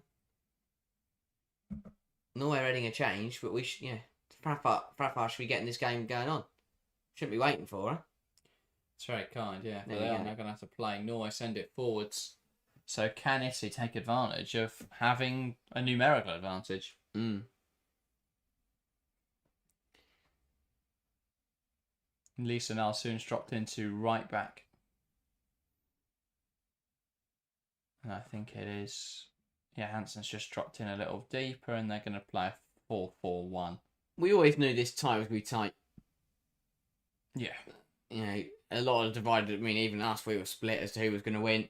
But coming into it, it was, you know, both sides in the group stage played out very narrow results across the most part of it. I was fooled by Norway. I thought they'd play some good football. They haven't, but they may still win. You called extra time, though. Yeah.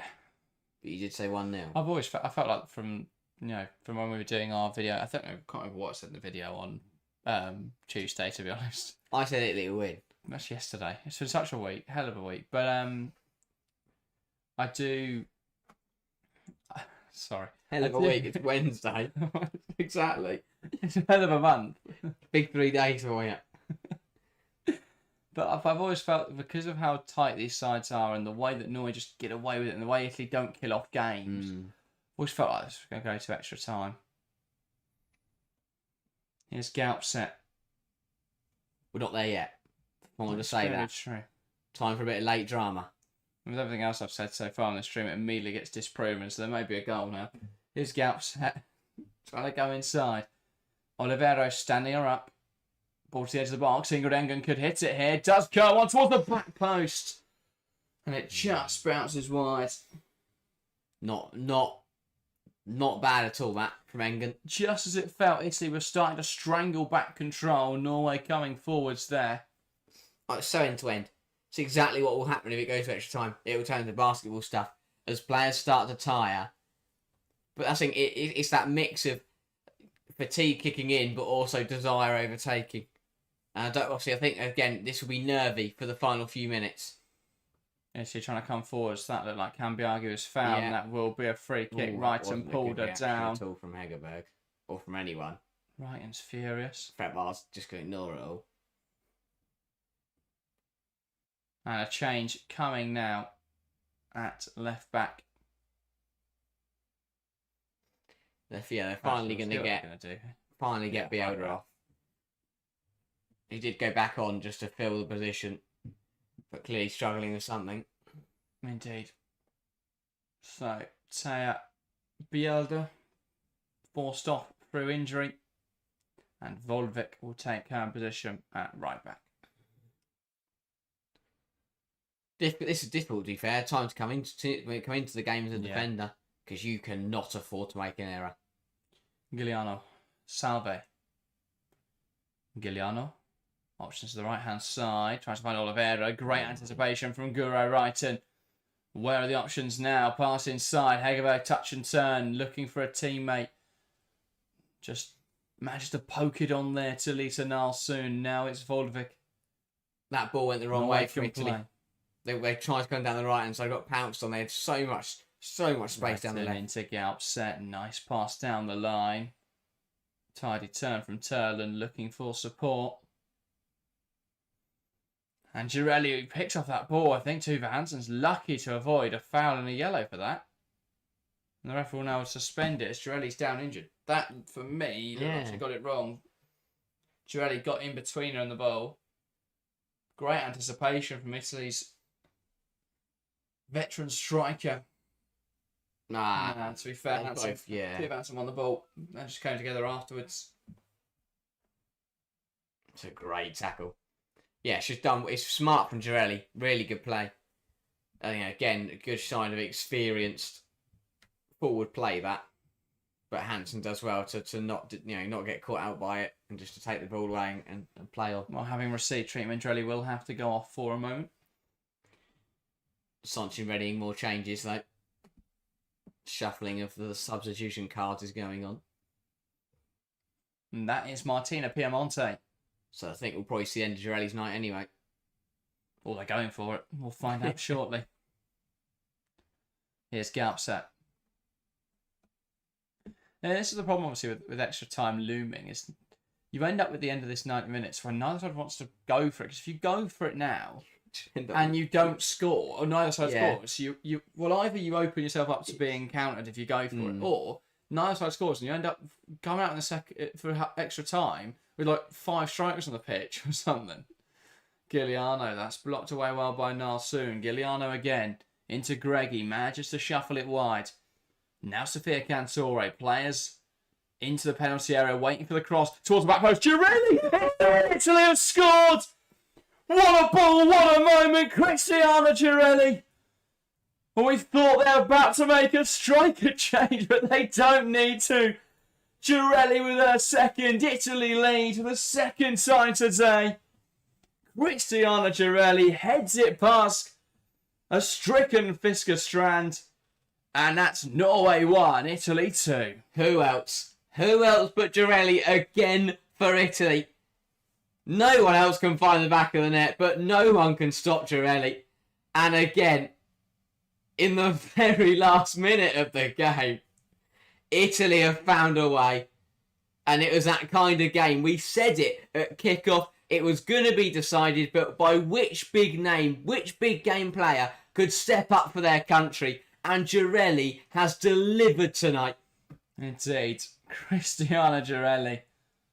Not for the first time of this tournament with a big goal and an important moment.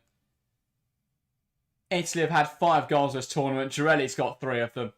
Such an important player. Just loses right at the back post. Norway's defensive marking has been abysmal. Absolutely abysmal today. Look at the positioning. Girelli's floated away from the defence at the back post, heads it home, and for now sees Italy into the semi-finals. And if Girelli hadn't got there, Cambiagi was unmarked behind her. Also, I owe Cantore an apology. I said before kick-off she hadn't done much, but she now got 2 assists. That's very true. 4 minutes of additional time. think we might get more.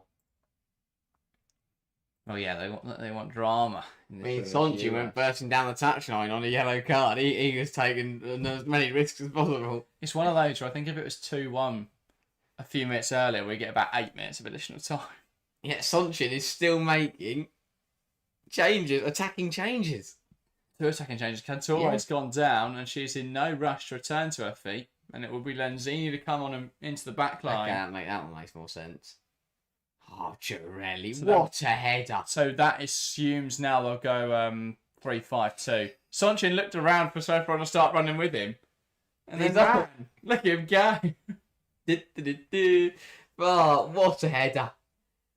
He doesn't smile the whole time. He just runs like a man with a purpose. No, because he knows he shouldn't have been doing it. So he was like, I hope I get noticed. I'm just going to run. Looking around like, if everyone else is going, I'm going. But Girelli, again, delivering for Italy in 2025. What a player. And she's come off, but she's just going to walk around the sideline cheering him on. They can't exactly hurry Cantore up. as well. 2 goals for Girelli, 2 assists for Cantore. And this is exactly why they needed Sofia Cantore. She pulled out into the wide right space, took the ball across the box to Girelli for the first goal. She pulled out into the left wide space to put the ball into the box. Girelli peeled off her marker, heads home wonderfully. 2 really well-crafted Italy goals this evening. Yeah, final 10 minutes could have gone either way. But Italy find the goal and Girelli is just going around getting the crowd up. And the Italian fans are going absolutely mental for her. She's going to stand behind the goal here for the Italian corner. Just scream at their players. Love it. Well, she doesn't want to go back to the bench in case they're not going to score. They're just going to hold it. Why are Norway all stood in their penalty area? There is no chance that Italy are putting this ball in the area. Yeah, you better be safe than sorry, though, because if you'll go out to the corner, they're just going to stick it in the box. Voldvik gets it clear. Oh my God. Pass back to Lenzini, who's got to settle into this game very quickly now. Out to the right-hand side. Olivero goes long with it. Will look for the run of Martina Piemonte. Fresh legs up against Voldvik, though, who's also freshly on. Girelli still not made it back to the sub bench, for the way. She is still walking around. And yeah, the 4th pusher's gone down there to tell her to get a move on. Yeah, she's genuinely told up. Oh. Wow. And now they're doing some sort of media thing. Girelli's going to get in trouble here. Still there. Exactly what you need from a leader. I think she's won a corner. She has. She's done so well there. And Italy, Brilliant. What a performance. Girelli's just going to join in with the crowd now. Soaking it all in. What a player. What a performance. Italy, moments away now from a Euro semi-final. They hold it in the corner. That's the final whistle. And it's Norway 1, Italy 2. Girelli barely left the field as she runs back on to celebrate. Italy are semi-finalists at Euro 2025.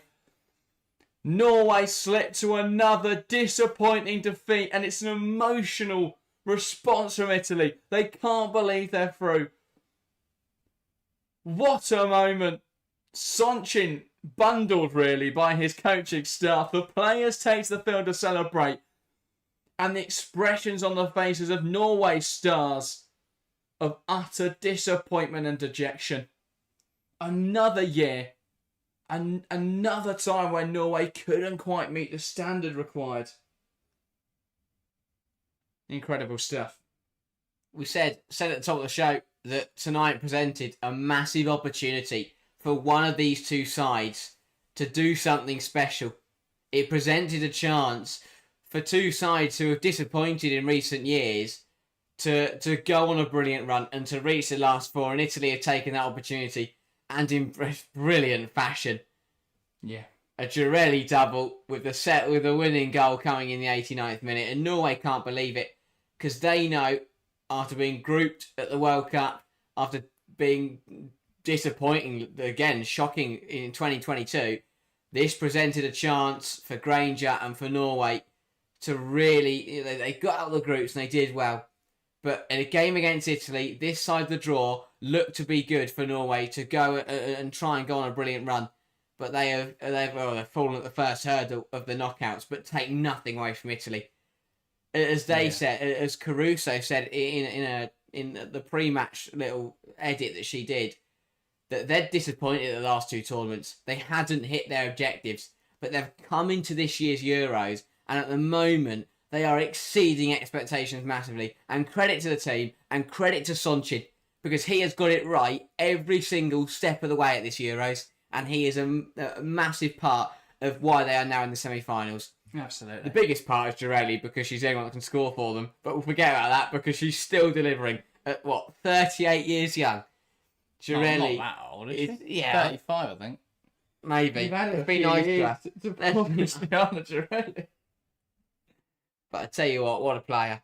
Yeah. She still looks 21. 35, yeah. 35. I'm just gutted I may have benched her in Fantasy Evil Euro. Why would you do that? I don't know. If I hadn't seen my team, I set it and forgot to do my formation. I have to say, brilliant emotions from Italy. Norway, I think it's more sad and upset from the players. From Granger, it's more frustration. Well, it's their last... You feel it's their last chance. Yeah. Hegerberg, 30 years old now. Her performance at this tournament were definitely past her best. But the next year she'll be 34. You feel by then Turland will have taken her place in the side. You don't look at the next World Cup as being one they could realistically challenge in. With the amount of quality on the world stage right now, the Euros is the one that you could just get a good run in and go and win it if you're Norway. But it feels like, as we near the end of what's been a golden generation, that they're running out, or may have run out of chances now. Knocked out to Italy here. Italy will face either Sweden or England next Tuesday. Join us for that, and join us tomorrow night as we'll find out their opponent. Sweden take on England. We'll be live from 7:45 tomorrow evening. Remember, we are covering every single match of this Women's Euros live, so join us there. And if you're not a fan of England, you've got to become one before tomorrow evening, because this stream is going to be quite England heavy. We are very neutral, of course, since we've had a lot of Swedish viewers throughout this tournament. I don't know what else we could get from these quarterfinals, because we've already ticked off late drama. That one's already done thanks to Girelli. Yeah. But just watching Italy, this is what the Euros is about, and watching Andrea Sonchin's dad dancing is absolutely brilliant. He just doesn't know what to do with himself. But fair enough, a massive moment. As you say, a brilliant opportunity for Italy to play up against one of Sweden and England. Sonchin is sweating so much. He is just wearing a collar now. That is the problem when you wear such a tight shirt. Tight white shirt. Still got his tie on and everything. Because the collar hasn't sweated on, so it's just a collar and you just see his body. Genuinely, he might be up there with Lorne Donaldson. That's been brilliant. Absolutely brilliant. Incredible. Credit to Italy, but as you say, to be honest, it just feels like the ties get better and better from here on in. But I don't know how we top that. What can Sweden and England do tomorrow that are going to top the drama that we had in that game? Yeah. Credit to Italy. What an opportunity, and they've gone out and they've taken it. Absolutely. Johanna says, looking forward to the unbiased coverage tomorrow. Indeed. Look out for us with England shirts on going, well, we're not biased, guys. But it's going to be 5-0 England. Yeah, join us tomorrow. But it's going to be good for the rest of the Women's Euros. Other than that, that is everything for this evening. I think we'll wrap it up there. I need to get a bit of rest before we're back tomorrow evening. But thank you guys for watching. If you haven't already, go and check out our quarterfinals previews. You can see whether we were right on our Norway-Italy predictions. You can have a look at our predictions over the next 3 days. Harry, very cockily enjoying that result. But we'll be back tomorrow. Should be a good one. That, though, is everything from us today. Thank you guys very much for watching, and we'll see you next time.